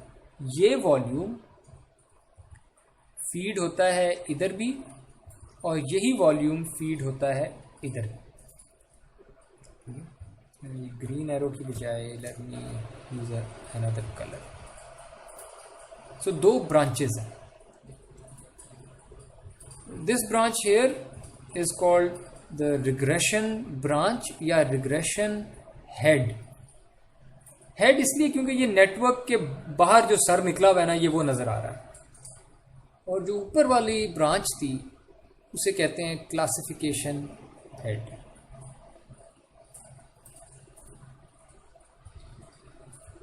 Let's look at the classification head.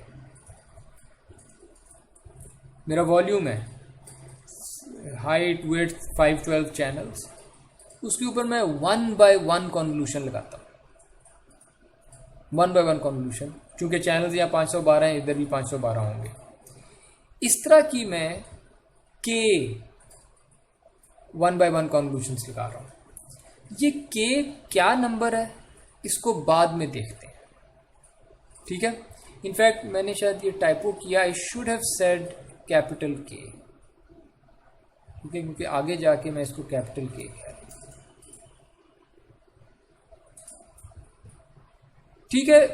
अभी आप मेरे साथ ये जंप लगा सकते हैं कि मैंने कैपिटल K 1x1 कॉन्वोल्यूशंस लगाई हैं। उसका जो रिजल्ट आएगा वो ये होगा कि जो साइज यहां पे था हाइट विड्थ, वही हाइट विड्थ यहां पे आ जाएंगी, चूंकि कन्वोल्यूशन फिल्टर्स कैपिटल के थे, इधर जो चैनल्स आ गए हैं ना वो कैपिटल के होंगे। यानी let's talk about this green location. इस ग्रीन लोकेशन पे I will have the first number, second number, I will have के नंबर्स। मेरे साथ हैं आप लोग? के यहाँ पे के नंबर्स, ओके। सो यहाँ पे कैपिटल के नंबर्स आ गए मेरे पास, और उन नंबर्स को मैंने लॉजिस्टिक सिग्मॉइड में से गुजार दिया। इससे क्या होगा? लॉजिस्टिक सिग्मॉइड से जब चीज़ गुजरती है तो क्या रेंज हो जाती है? 0 से 1 तक। हाँ, ये किसी भी माइनस इन्फिनिटी से इन्फिनिटी की इनपुट को 0 से 1 पे मैप कर देता है, विच मीन्स के उसको हम इंटरप्रेट कर सकते हैं एज व्हाट?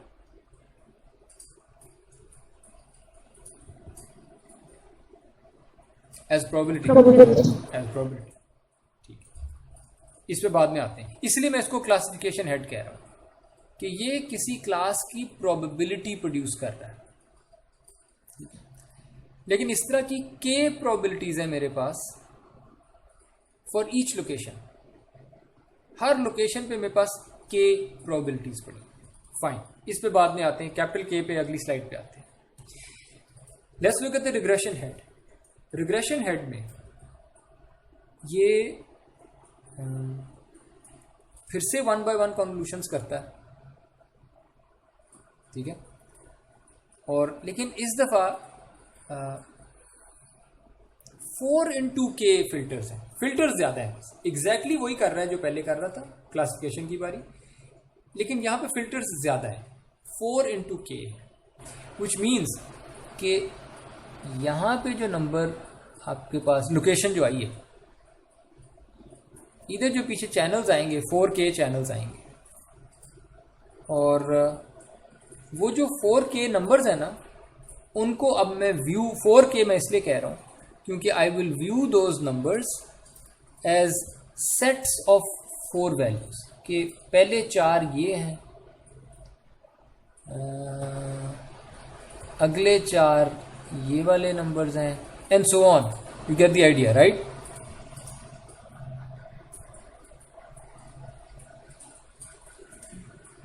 तो बस 4 नंबर्स के सेट्स आ गए एक जगह पे, 4 नंबर्स के सेट्स आ गए, कैपिटल के सेट्स।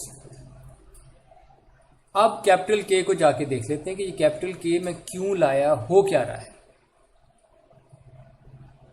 इस स्लाइड में कोई सवाल है आपका?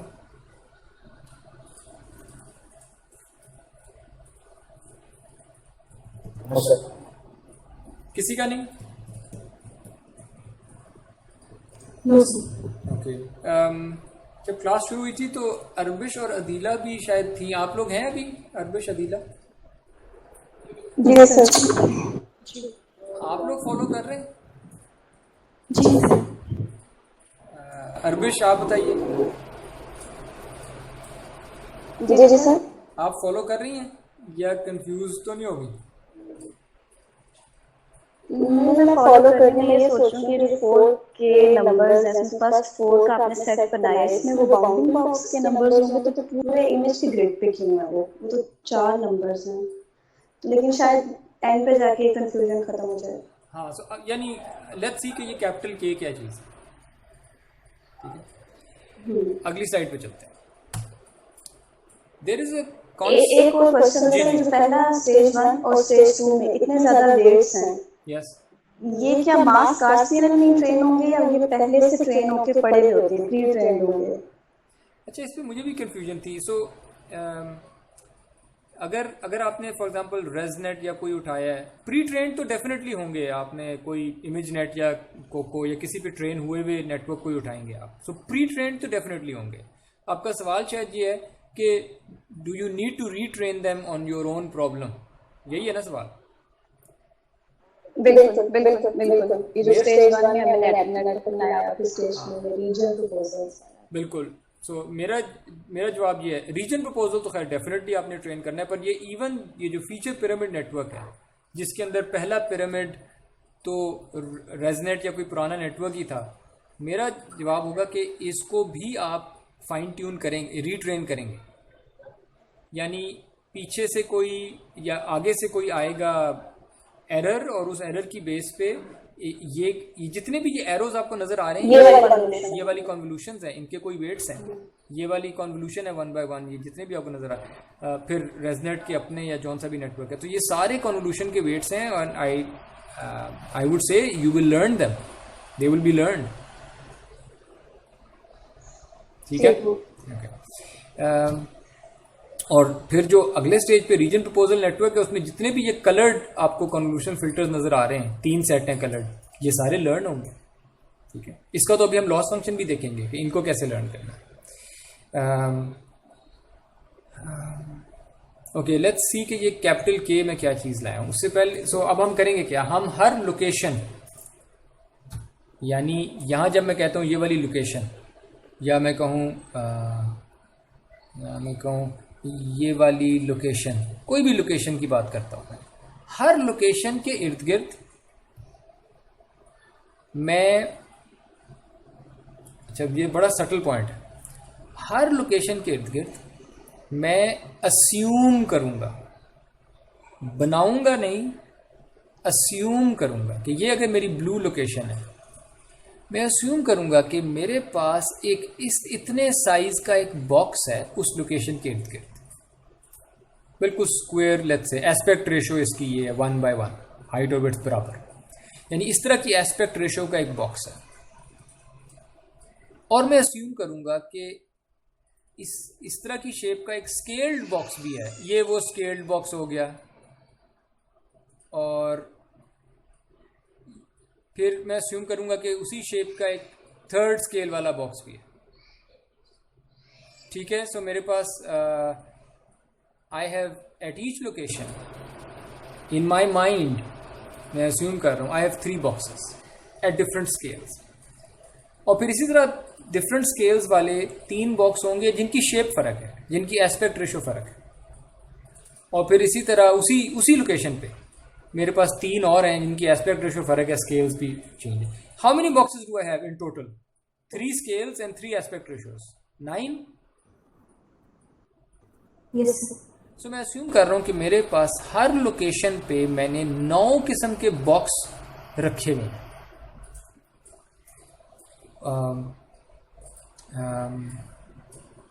एक किस्म का जो बॉक्स है, it is for I don't know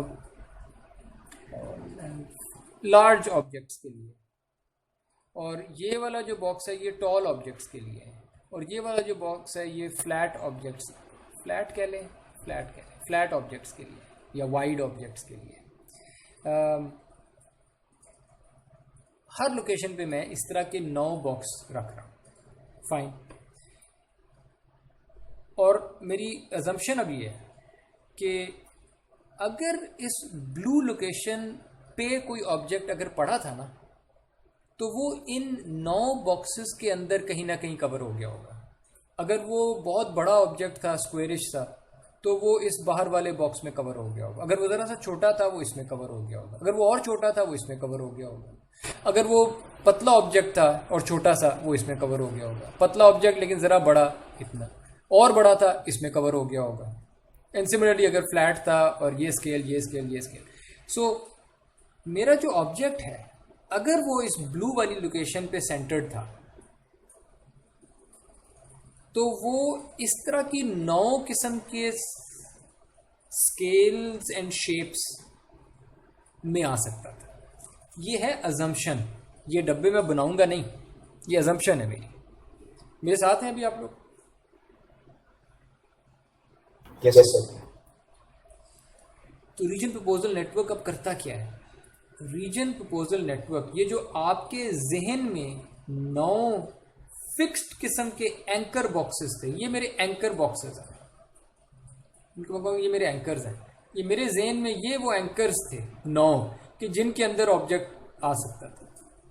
ठीक है, एंकर बॉक्सेस के। आरपीएन कहेगा, रीजन प्रपोजल नेटवर्क, कि जो आप समझ रहे हैं ना कि ये 9 किस्म के डब्बे हो सकते थे, आपके जहन में तो फिक्स्ड हैं, मैं आपके हर डब्बे को 9 के 9 हर डब्बे को जाके मैं रिफाइन कर दूंगा थोड़ा सा।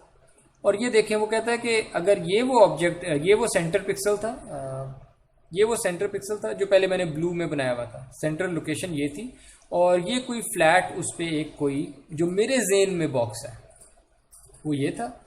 आरपीएन कहेगा कि वो जो आपने फिक्स्ड सोचा हुआ है ना, उसको मॉडिफाई अगर आप करें और ये वाला बॉक्स बना दें, तो ये इमेज का डेटा अगर मैं देखूं, इमेज के डेटा में ऑब्जेक्ट ज़्यादा अच्छा ये रेड वाला कवर कर रहा है। आपका ठीक था, लेकिन आपके वाले को ज़रा सा मैं मॉडिफाई कर दूं तो ये रेड वाला ऑब्जेक्ट को ज़्यादा बेहतर कवर कर रहा हो। अब जाते हैं पिछली स्लाइड पे।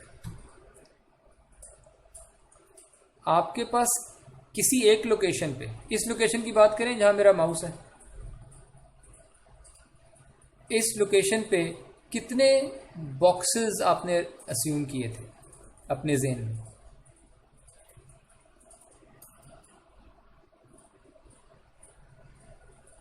बताइए। यहाँ पे तो चार हमने वॉल्यूम उठाया था। नहीं, मेरा सवाल समझने की कोशिश करें। ये मेरी लोकेशंस है, ये कोई लोकेशन है, ये कोई लोकेशन है, ये कोई लोकेशन है, ये वो ब्लू वाली लोकेशंस है। मैं ब्लू बना देता हूँ। हर लोकेशन पे मैं क्या अस्यूम करता हूँ कि अगर इधर कोई ऑब्जेक्ट है तो वो कितने डब्बों के अंदर आ सकता था?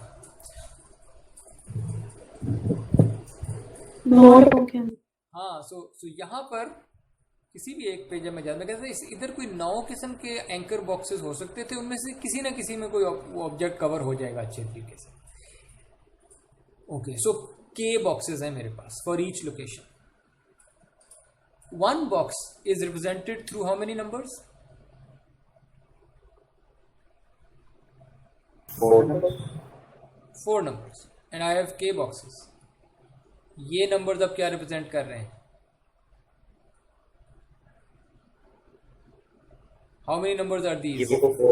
4 के नंबर्स हैं। ये उनके बॉक्सेस जो आपने इस जगह पे अगर रखे होते, उनके बॉक्सेस के हर बॉक्स के जो 4 नंबर हैं वो यहाँ पे आउटपुट हो रहे होंगे। लेकिन वो क्या चीज़ है जो आउटपुट हो रही है? जो आउटपुट हो रही है वो ये रिफाइनमेंट आउटपुट हो रही है। ये जो के बॉक्सेस हैं ये इम्प्लाइड हैं। मैं कह रहा हूँ कि ये इम्प्लाइड हैं। पहले वाले बॉक्स को कितना मैं मॉडिफाई करूँ तो ये रेड बॉक्स आ जाएगा। ये जो ब्लैक बॉक्स से रेड बॉक्स की जो मॉडिफिकेशन है, ये वाले 4 नंबर्स यहाँ पे पड़े हैं, कोई एक 4। फिर जो अगला बॉक्स है उसकी मॉडिफिकेशन वो 4 नंबर से रिप्रेजेंट होगी, वो यहाँ पड़े। अगला बॉक्स, हर बॉक्स की जो मॉडिफिकेशन है ना, मॉडिफिकेशन के 4 नंबर्स हैं वो पड़े हैं। ये यानी for each of the k equals 9 anchor boxes at each location। Classification को बाद में देखते हैं। रिग्रेशन क्या करती है? रिग्रेशन रिफाइन करती है। रिग्रेशन हेड रिफाइन करती है फिक्स्ड एंकर बॉक्सेस को। वो जो 4 नंबर मैं कह रहा था ना, 4 नंबर नजर आ रहे हैं, वो ये नंबर है। यानी इस जगह पे जो पहले 4 नंबर आपको मिले, पहले 4, वो ये डेल्टा वैल्यूज थी। और डेल्टा वैल्यूज ये कह रही है कि अगर आपके पास ये ऑब्जेक्ट था, ये आपका कोई एंकर बॉक्स था, इसके जो कॉर्नर था, आप कॉर्नर से और विड्थ हाइट से रिप्रेजेंट करते थे ना, तो इसके कॉर्नर पे कोई डेल्टा लगाएं कि इसका एक्स इधर चले जाना चाहिए, इसका वाई इधर चले जाना चाहिए। ठीक है, यानी ये हो जाना चाहिए नया कॉर्नर। तो ये वो डेल्टा एक्स है, ये वो डेल्टा वाई है। और आप कहते हैं कि यहाँ से कॉर्नर शुरू होना चाहिए था ये। और फिर आप कहते हैं कि इसकी विड्थ इतनी है और इसकी हाइट इतनी है, तो इनमें भी डेल्टा लगा दें कि इसकी जो हाइट विड्थ है वो इतनी होनी चाहिए। पर इतनी, खैर जो भी विड्थ में जो भी चेंज आना है, विड्थ में जो भी चेंज आना है वो डेल्टा डब्ल्यू, हाइट में जो भी चेंज आना है वो डेल्टा हाइट है। ये डेल्टा वैल्यूज हैं, ये जो हमने अस्यूम किए हुए हैं ना फिक्स्ड साइज फिक्स्ड शेप के एंकर बॉक्सेस, इमेज डेटा को देखते हुए आरपीएन का रिग्रेशन हेड उन फिक्स्ड वाले बॉक्सेस को एडिट करता है कि नहीं इनको थोड़ा सा एडिट कर दें, तो आपके जो एंकर बॉक्स जेन में था ना वो ये था, उसको एडिट करें तो आपके पास प्रिडिक्टेड बाउंडिंग बॉक्स आ जाएगा। ठीक है, ये है रिग्रेशन हेड का काम। क्लासिफिकेशन हेड क्या करता है? Classification head, actually classification head तो बड़ा सादा है। हर पिक्सल पे आपने कितने बॉक्स रखे हैं? हर लोकेशन पे आपने के बॉक्सेस रखे थे, और यहां पे हमने देखा था कि ये प्रोबेबिलिटीज थी। ठीक है, के प्रोबेबिलिटीज थी, कैपिटल के प्रोबेबिलिटीज थी। ठीक है, तो ये असल में कौन सी प्रोबेबिलिटीज है? ये है प्रोबेबिलिटी ऑफ ऑब्जेक्ट। कौन क्लास नहीं मैं कह रहा, क्लास नहीं बता रहा मैं, ह्यूमन, फुटबॉल, बर्ड, ये नहीं कह रहा मैं। सिर्फ 2 क्लास प्रॉब्लम है कि ये ऑब्जेक्ट है या नहीं है। तो ये मेरी ऑब्जेक्ट क्लास होने की प्रोबेबिलिटी है। प्रोबेबिलिटी ऑफ ऑब्जेक्ट गिवन वो जो 9 बॉक्स रखे थे ना उनमें से पहला।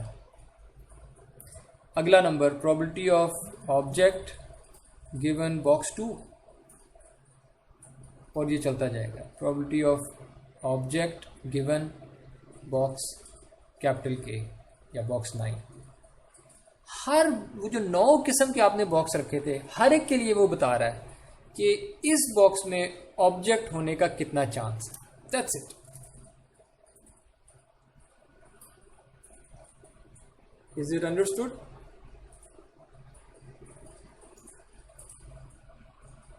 Yes sir.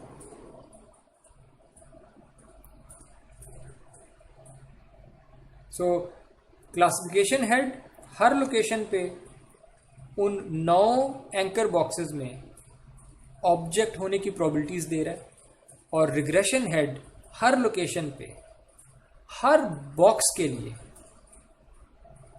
एक रिफाइनमेंट दे रहा है। बॉक्स स्मॉल के लिख देता हूँ कि हर स्मॉल के बॉक्स के लिए ये 4 नंबर एडिट करके देता है।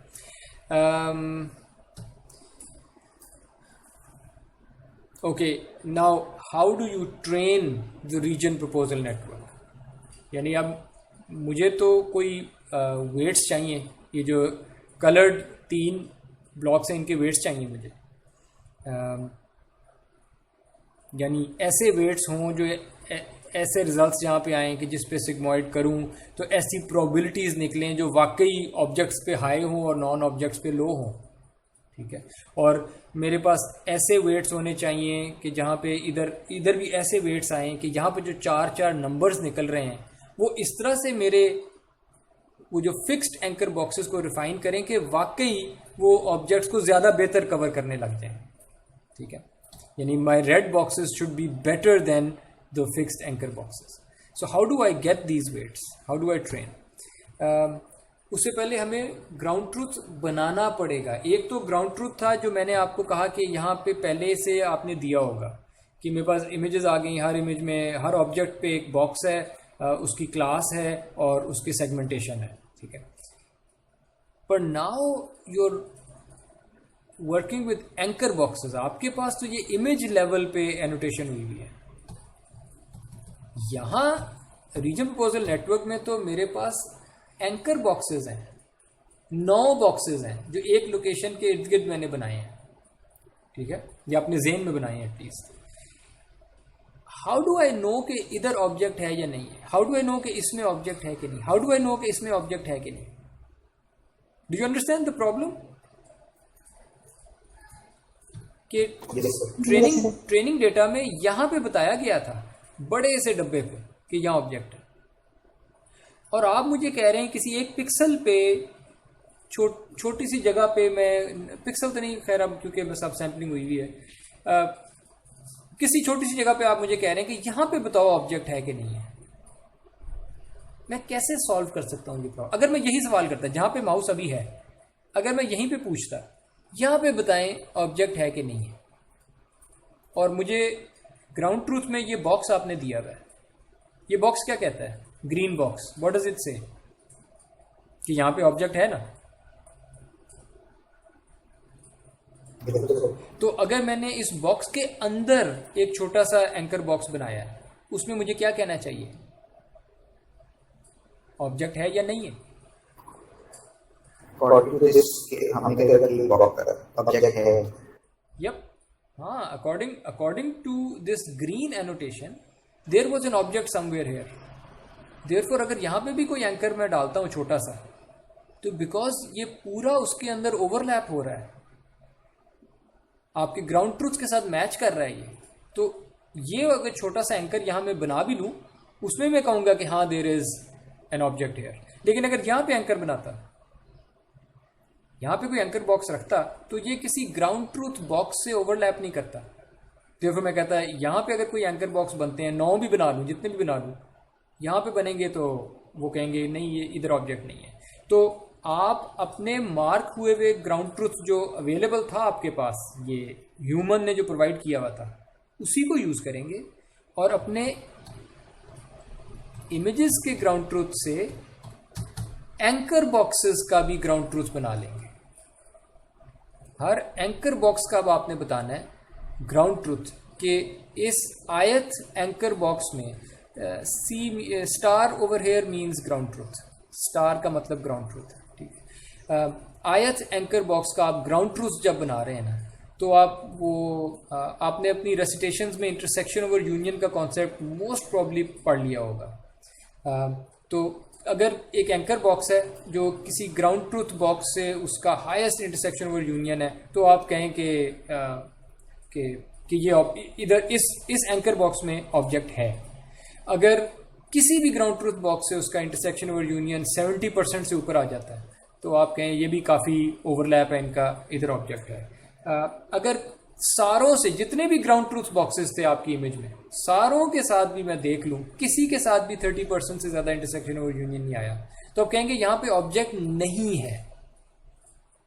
ये एक मतलब है नेगेटिव लिखा है, फिर this is a positive claim कि आप कह रहे हैं यहाँ पे नहीं है, ठीक है। और अगर लेट्स से 0.4 इंटरसेक्शन 0.5 है, यानी 0.3 से 0.7 के बीच में है ना, तो आप कहेंगे कि इस एंकर में हो सकता है ऑब्जेक्ट हो सकता है ऑब्जेक्ट ना हो, वी डोंट, हम उनको 0 मार्क कर देंगे। ये हमारे इंटरेस्टिंग केसेस हैं। ये वो एंकर बॉक्सेस हैं जहां डेफिनेटली या तो ऑब्जेक्ट है या डेफिनेटली ऑब्जेक्ट नहीं है। तो हम अपने सारे एंकर बॉक्सेस हर लोकेशन पे जो k = 9 बॉक्सेस बनाए थे, फॉर ईच ऑफ देम मैं उसका लेबल इस तरह से कंप्यूट कर दूंगा। So now I have ground truth labels for my anchor boxes, ठीक है।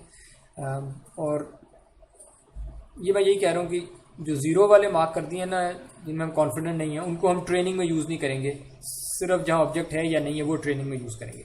अगर क्लासिफिकेशन वाले हेड को ट्रेन करना है आपने, तो इट्स अ 2 क्लास प्रॉब्लम। ये तो हमने लास्ट टाइम कर लिया था। For a 2 class problem you use binary cross entropy. Original paper में शायद इन्होंने सॉफ्टमैक्स से किया हुआ है मल्टी क्लास क्रॉस एंट्रोपी, और वहाँ कहा भी हुआ है कि आप बाइनरी से भी कर सकते थे, लेकिन आई डोंट, वो कहते हैं हम सिंप्लिसिटी के लिए हमने सॉफ्टमैक्स से किया। I don't know what the simplicity is. बहरहाल अगर मैं करता तो मैं बाइनरी क्रॉस एंट्रोपी हमने किया हुआ है, माइनस लॉग जौन सी क्लास को आप बिलोंग करते हैं, यानी अगर आप क्लास 1 के हैं तो ये आपका लॉस होगा नेगेटिव लॉग लॉस। अगर आप क्लास -1 के हैं तो फिर आपकी ये वाला लॉस होगा, ठीक है। Oh, I should have used 0 over there,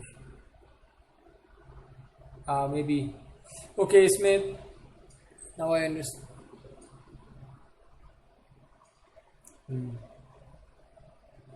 इधर यूज करने से पहले ना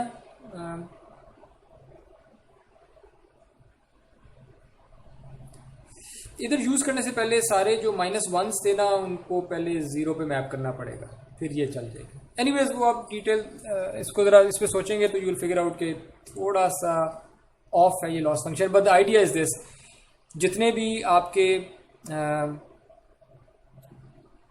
एंकर बॉक्सेस थे जिनमें ऑब्जेक्ट था या ऑब्जेक्ट डेफिनेटली नहीं था, उनको यूज़ करके आप अपने क्लासिफिकेशन हेड का एक लॉस बना सकते हैं।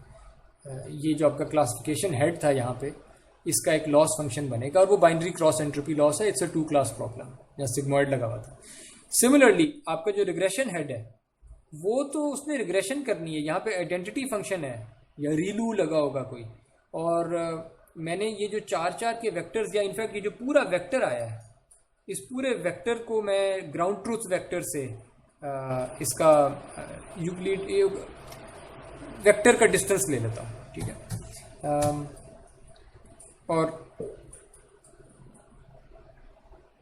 और उसके लिए मैं इसकी डिटेल में नहीं जाता, पर आप आउटलायर से बचने के लिए, अगर आप ज़्यादा रोबस्ट ट्रेनिंग करना चाहते हैं, ज़्यादा अच्छे वेट्स लर्न करना चाहते हैं, तो आप रिग्रेशन के लिए आप L1 नॉर्म वाला लॉस यूज़ करते हैं, जिसमें BI जो है ये वो एक बॉक्स के जो 4 नंबर थे ना, ये वो है, और यहाँ पे BI स्टार जो है उस बॉक्स का जो ग्राउंड ट्रूथ बनता था, ये वो है, ठीक है। तो आप इनको इस तरह से, लेकिन आप सिर्फ उन ऑब्जेक्ट्स पे रिग्रेशन लर्न करेंगे उन जगहों पे जहाँ पे ऑब्जेक्ट एक्चुअली आपके पास था। तो जहाँ पे ऑब्जेक्ट है ही नहीं, उधर मैंने रिग्रेशन करके क्या करना, जहाँ पे ऑब्जेक्ट है वहाँ पे मैंने बाउंडिंग बॉक्स अच्छे लेके आने हैं, तो मैं उन्हीं पे लर्न करता हूँ, ठीक है।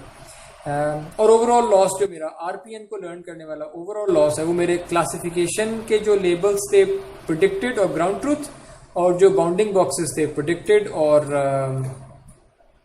Ground truth. तो so I just add these 2 terms, classification loss plus regression loss, और उनके बीच में एक ट्रेड ऑफ टर्म एक है। ये रीजन प्रपोजल नेटवर्क हो गया। और अगर आपको कुछ समझ नहीं लगी, ठीक है, रीजन प्रपोजल नेटवर्क ने किया क्या होगा, इमेज आई, FPN से कोई फीचर निकले, फीचर पिरामिड नेटवर्क से, और उस फीचर वॉल्यूम के अंदर रीजन प्रपोजल नेटवर्क ने, स्टेज 2 ने, ये वाले रीजन्स हमें दे दिए होंगे कि यहाँ पे ऑब्जेक्ट है और ये उसका बाउंडिंग बॉक्स है, यहाँ पे कोई ऑब्जेक्ट हो सकता है, ये उसका बाउंडिंग बॉक्स है, यहाँ पे हो सकता है बाउंडिंग बॉक्स, बाउंडिंग बॉक्स।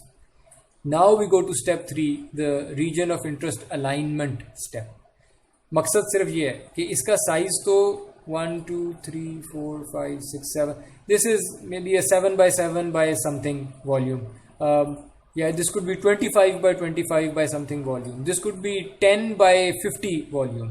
तो इन सारों को किसी एक साइज के वॉल्यूम पे लाना है, और वो यहाँ से लगता है 1 2 3 4 6 7 by 7. सो मैं एक 7 by 7 by फिक्स्ड कोई चैनल्स है, हर ऑब्जेक्ट, पोटेंशियल ऑब्जेक्ट को मैं 7 by 7 के वॉल्यूम पे मैप करना चाहता हूँ, ठीक है।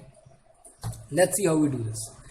आपको बाइलिनियर इंटरपोलेशन आप देख चुके हैं, जब इमेज वार्पिंग करना चाहते थे, तो रिकॉल कि अगर मेरे पास कलर मैंने ढूंढना था x prime y prime pixel पे, यानी ये जो लोकेशन है ये वाली, ये x प्राइम y प्राइम है, ये रियल लोकेशन है, फ्लोटिंग पॉइंट वैल्यूज है, इंटीजर्स नहीं है। लेकिन कलर मेरे पास जहाँ सेव हुए होते हैं वो तो इंटीजर लोकेशंस पे, पिक्सल्स पे सेव हुए होते हैं। तो व्हाट वी डिड वाज कि जो भी आपकी रियल लोकेशन थी उसके इर्द गिर्द क्लोजेस्ट 4 इंटीजर लोकेशंस आपने निकाली और उनको बाइलिनियरली इंटरपोलेट किया, और यहाँ पे कलर आपने निकाल लिया था, और ये वो फॉर्मूला था। Do you recall this? Yes sir.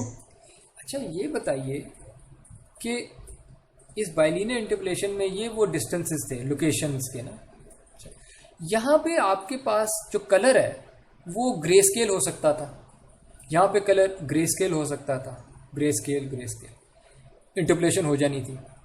ये भी तो मुमकिन है कि यहाँ पे जो कलर है वो एक वेक्टर होता ऑफ 3 नंबर्स, नहीं, यहाँ पे भी वेक्टर होता 3 नंबर्स, RGB कलर पड़ा होता।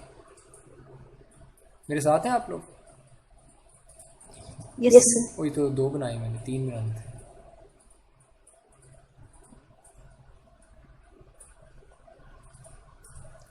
इसका मतलब है कि मैं इसी फॉर्मूले में अगर यहाँ पे ग्रे स्केल कलर की बजाय आरजीबी वेक्टर ऑफ कलर्स उठा लो चारों जगहों पे, तो क्या ये वेक्टर्स इंटरपोलेट नहीं हो जाएंगे और यहां पे एक नया कलर वेक्टर आ जाएगा? क्योंकि ये तो स्केलर डिस्टेंसेस है ना, तो ये तो दोनों स्केलर हैं चीजें, ये सारी स्केलर्स हैं।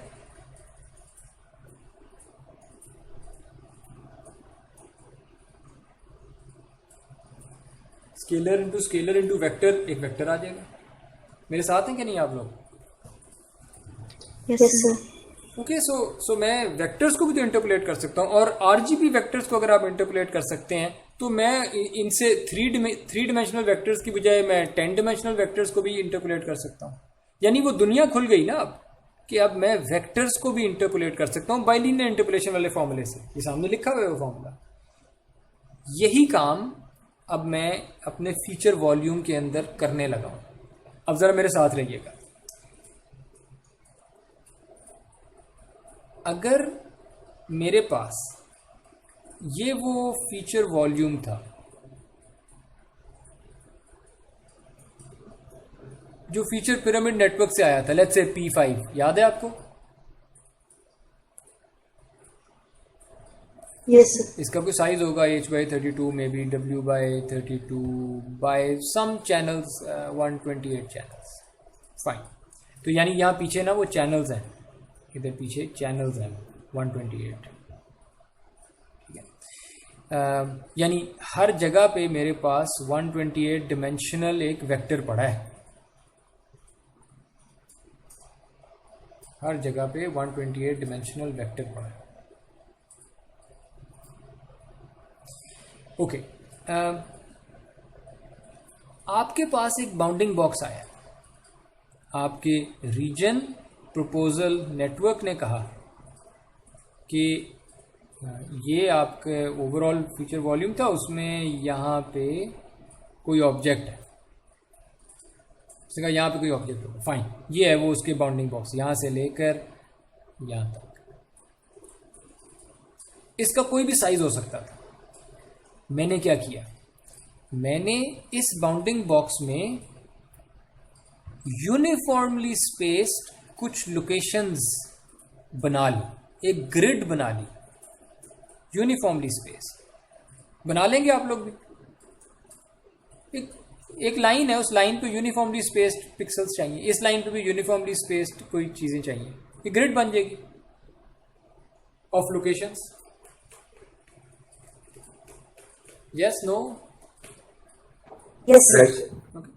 पहली बात, ये जो आरपीएन से निकला है, ये न्यूरल नेटवर्क से आउटपुट निकली है कोई। इसका मतलब है कि ये जो 4 लोकेशंस आई हैं बॉक्स के जो 4 कोने आए हैं, ये रियल कोऑर्डिनेट्स हैं, इन पे कोई कैद नहीं है कि ये इंटीजर्स होंगे, है ना? बिल्कुल सर। और अगर ये रियल, अगर ये इंटीजर होते भी, अगर ये होते भी इंटीजर, तब भी ये जो ग्रिड आई है, जो ग्रिड वाले पिक्सल लोकेशंस आई हैं, इन पे कोई कैद होनी थी इंटीजर होने की, ये भी रियल कोऑर्डिनेट्स होने थे। यानी भले वो इंटीजर होते तब भी ये रियल हो सकते थे। ये तो आपकी डिवीजन पे डिपेंड करता है ना, कितनी यूनिफॉर्मली स्पेस ग्रिड कैसी बनाई है आपने। सो इशू इस वक्त ये है, इस ग्रिड के अंदर, इस बाउंडिंग बॉक्स के अंदर जो आपको ग्रिड की लोकेशंस इस वक्त आपके पास हैं, ये रियल लोकेशंस हैं,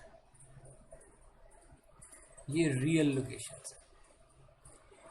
और ये हैं कितनी? 1 2 3 4 एंड 1 2, ये 16 नहीं है locations. Is this a 4x4 grid? Grid?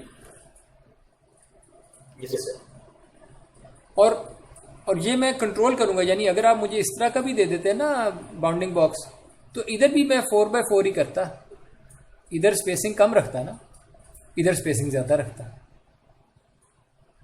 इधर भी 4x4 का ही लेके आना था मैंने, यानी ये मेरे कंट्रोल में है। सो रिगार्डलेस के जो मर्जी बाउंडिंग बॉक्स था, हर बाउंडिंग बॉक्स के अंदर मैंने इस एग्जांपल में अगर मैं रहूं 4x4 लोकेशंस निकालनी है। आप वॉल्यूम पे आते हैं, आपके पास जो फीचर वॉल्यूम था वो हर इंटीजर लोकेशन पे उसका 128 डिमेंशनल एक चीज पड़ी थी। इस इंटीजर लोकेशन पे 128 dimensional vector, 128 dimensional vector and so on.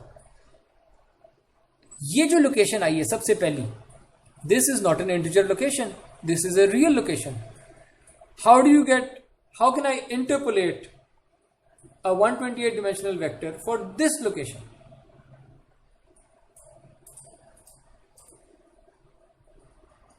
इस लोकेशन पे सेम फॉर्मूला यूज करेंगे प्रीवियस स्लाइड वाला। Exact same formula bye linear interpolation.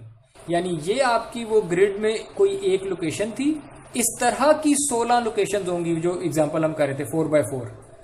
उन 16 में से किसी एक की बात कर रहा हूं।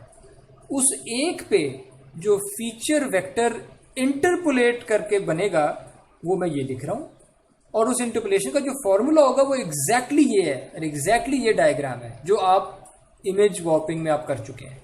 फर्क सिर्फ ये है कि वहां पे आपने ग्रे स्केल किया था, अगर कलर इमेज होती तो यहाँ पे आरजीबी वेक्टर होता। आपके केस में फीचर वॉल्यूम है 128 डिमेंशनल या जितना भी, यहाँ पे वो फीचर वॉल्यूम का वेक्टर एक होगा इंटीजर लोकेशन पे, ये भी इंटीजर लोकेशन पे, ये भी इंटीजर लोकेशन पे, ये भी इंटीजर लोकेशन पे, and you will get an interpolated feature volume for this location, another interpolated feature volume for this location। कितने फीचर वेक्टर, कितने फीचर वेक्टर्स आ जाएंगे आपके पास?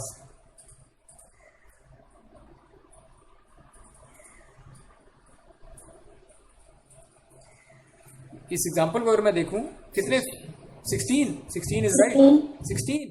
यानी ये जो ROI अलाइन स्टेप है, नहीं, ये एरो मैंने गलत जगह बनाया।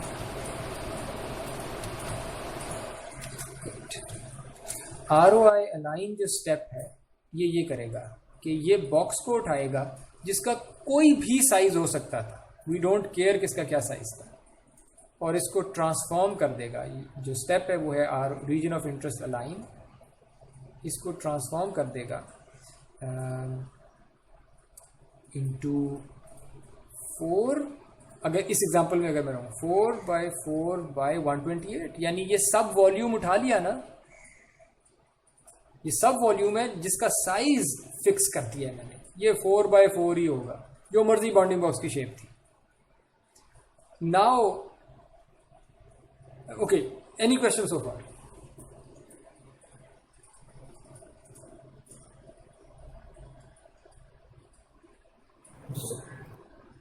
ओके, तो अगर आप यहां तक मान गए बात कि हमने यहां से हम यहां आए थे, फीचर पिरामिड नेटवर्क से हमने कुछ फीचर्स निकाले, फिर उन पे रीजन प्रपोजल नेटवर्क अप्लाई किया, और उस रीजन प्रपोजल नेटवर्क ने इस तरह के हमें जगह दे दी कि ये वो बॉक्सेस हैं जहाँ पे ऑब्जेक्ट हो सकता है। हमने उन ऑब्जेक्ट्स के जो फीचर वॉल्यूम बनते थे उन जगहों पे वो उठाए, और उन फीचर वॉल्यूम्स का कोई भी साइज हो सकता था, हमने उनको ज़बरदस्ती ROI अलाइन वाला जो स्टेप था, रीजन ऑफ इंटरेस्ट अलाइन, इसने हर एक को किसी फिक्स्ड, मैंने वहाँ एग्जांपल में 4 किया था, ये कुछ भी हो सकता है, मैं n/n कह देता हूँ, इसने ज़बरदस्ती किसी n/n/128 वॉल्यूम पे मैप कर दिया। और अगर आप ये 128 को भी चेंज करना चाहते हैं, आप आगे वो 1/1 कॉन्वोल्यूशंस लगा लें, डेप्थ चेंज कर लें, यानी ये तो सारा फ्रीडम आपके पास है कि आप अपने चैनल्स कितने रखने हैं, ठीक है। और उस स्टेप को भले ROI लाइन का हिस्सा बना दें, ये आपकी मर्जी है। पॉइंट ये था कि डिफरेंट साइज के बाउंडिंग बॉक्सेस को आपने सेम साइज पे मैप कर दिया है। ROI लाइन ने आपको ये फायदा दिया है। और अब आखिरी 3 step, this is the last stage. उस लास्ट स्टेज में आप ये जो ROI अलाइन से वॉल्यूम आया है ना n/n/128, ये किसी एक बाउंडिंग बॉक्स के लिए आया है, हर एक के लिए अपना आता होगा, मैं किसी एक की बात कर रहा हूँ। यानी किसी एक रीजन, प्रपोज्ड रीजन, कोई एक प्रपोज रीजन उठाया, उसके वॉल्यूम को मैंने अलाइन करके n/n/128 का किया। अब मैं जो भी कहने लगा हूँ वो इस वॉल्यूम के लिए कहने लगा हूँ। 3 काम मैंने करने इस वॉल्यूम के साथ। ये है वो वॉल्यूम यहाँ पे बना हुआ है 7/7 समथिंग का, यहाँ पे। इसके ऊपर मैं इसको यूज़ करता हूँ, इसके आगे कोई लेयर्स अटैच कर देता हूँ, उन लेयर्स के एंड पे सॉफ्टमैक्स लगा देता हूँ, और इतने न्यूरॉन्स होंगे उधर जितनी मेरी ओवरऑल क्लासेस हैं। सो फॉर एग्जांपल, अगर मेरे ओवरऑल जो प्रॉब्लम थी वो थी कि मैंने पर्सन डिटेक्ट करना था, फुटबॉल डिटेक्ट करना था, कार डिटेक्ट करनी थी, हॉर्स और टेबल, ये 5 क्लासेस थी।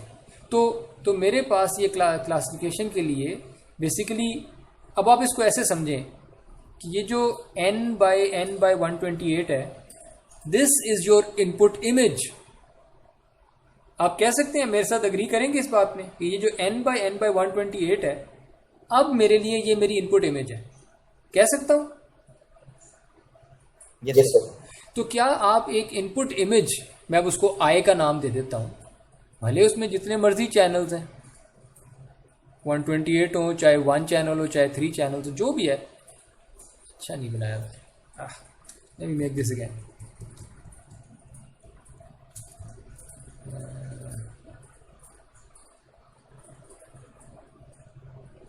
जितने मर्जी चैनल हो, ठीक है।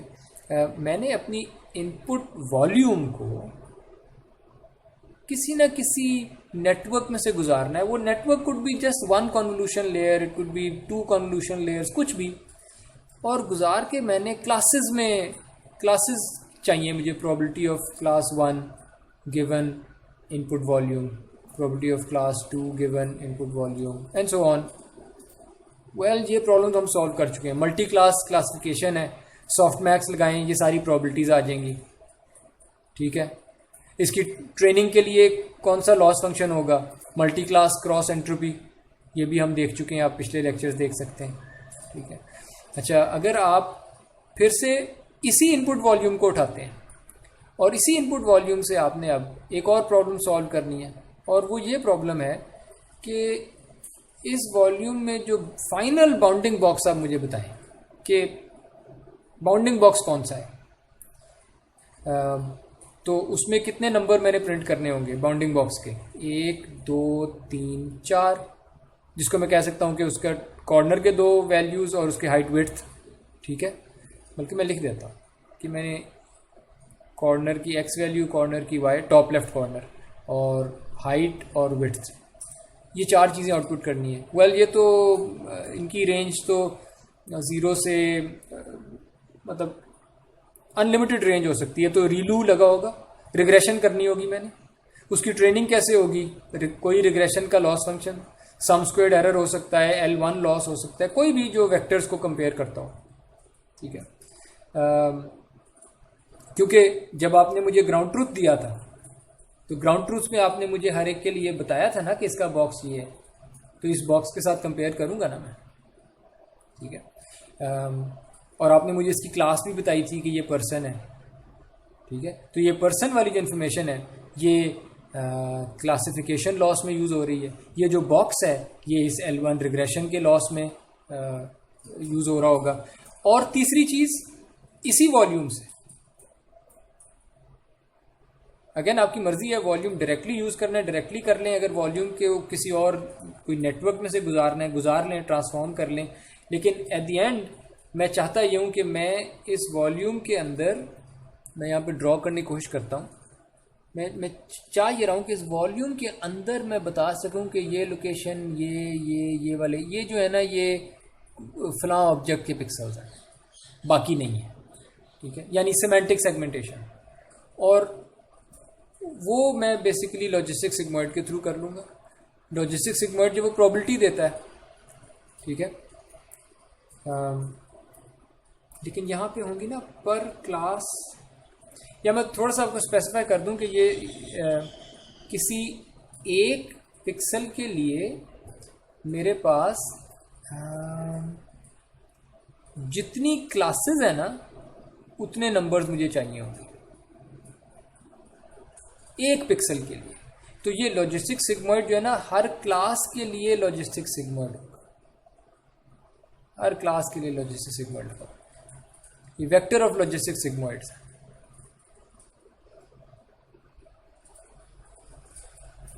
एनीवेज, तो ये आपको सेगमेंटेशन मास्क भी दे देंगे, हर पिक्सल पे आपको एक मास्क मिल जाएगा। और चूंकि ये लॉजिस्टिक सिग्मॉइड से आ रहा है, ये आप इसकी अगर इंडिविजुअली देखें तो इसकी ट्रेनिंग बाइनरी क्रॉस एंट्रोपी से हो जाएगी। So look, I had 3 tasks. Task 1 was classification. I will train it through multi-class cross entropy. I had another task, regression of bounding box. I will train it through L1 loss. या आप L2 loss भी use कर, सम squared error जो था ना आपके पास, वो भी आप चाहें तो वो यूज़ कर लें। वो ज़रा आउटलायर्स से अफेक्ट हो जाता है तो ज़रा बेहतर है L1 लॉस। तीसरी प्रॉब्लम मैंने सॉल्व करनी थी, सेगमेंट हर पिक्सल का बताना था कि ये फलां ऑब्जेक्ट का है या नहीं है। ये 2 क्लास प्रॉब्लम बनी ना, इसका है या नहीं है, तो उसको मैं बाइनरी क्रॉस एंट्रोपी से सॉल्व कर लूँगा। सो हमने जो लॉस फंक्शंस देखे थे उनमें से 3 प्रॉब्लम्स, एक multi class classification, one is regression, one is binary cross entropy, binary classification, वो तीनों यहाँ पे यूज़ हो रही हैं। तो आपका जो ओवरऑल लॉस फंक्शन बनेगा ट्रेनिंग के लिए, वो एक मल्टी टास्क लॉस फंक्शन होगा, इन तीनों को ऐड करके बनेगा। और इस तरह आप अपना पूरा नेटवर्क इस तरह से ट्रेन करेंगे कि आप रीजनल इनपुट इमेज यहाँ पे आएगी, यहाँ पे आपके पास ये ग्राउंड ट्रूथ में सारे मार्क किए होंगे, यानी ग्राउंड ट्रूथ इस तरह से मार्क किया होगा कि ये जो तीनों लॉस फंक्शंस हैं यहाँ पे, ये इवेल्युएट किए जा सकते होंगे, ठीक है। और जो इंटरमीडिएट जो आरपीएन ट्रेन करना था, आरपीएन के अपने भी लॉस फंक्शन थे, वो हमने पहले देख लिया था, ठीक है। क्योंकि आरपीएन इस लेवल की एनोटेशंस पे ट्रेन नहीं हो रहा। आरपीएन को जो एनोटेशंस चाहिए वो तो एंकर बॉक्सेस की चाहिए थी, तो इसलिए उसके इसी ग्राउंड ट्रूथ को यूज़ किया जो यूज़र ने दिया हुआ था, उसको यूज़ करके हर एंकर बॉक्स के हमने ग्राउंड ट्रूथ बनाए और आरपीएन को ट्रेन कर लिया। और आरपीएन से जो एरर है पीछे, शायद वो फीचर पिरामिड नेटवर्क को भी बैक प्रोपेगेट किया जा सकता है ताकि वो भी ट्रेन हो जाए, अगर आपने ट्रेन करना है। So that's the mask RCN, right. यानी टू समराइज, अगर बिल्कुल मोटी बात करूं तो वो ये थी कि हमने मास्क RCN का आर्किटेक्चर देखा है, और मास्क RCN एक state of the art model है जो मल्टीपल कंप्यूटर विजन टास्क को सॉल्व कर रहा है।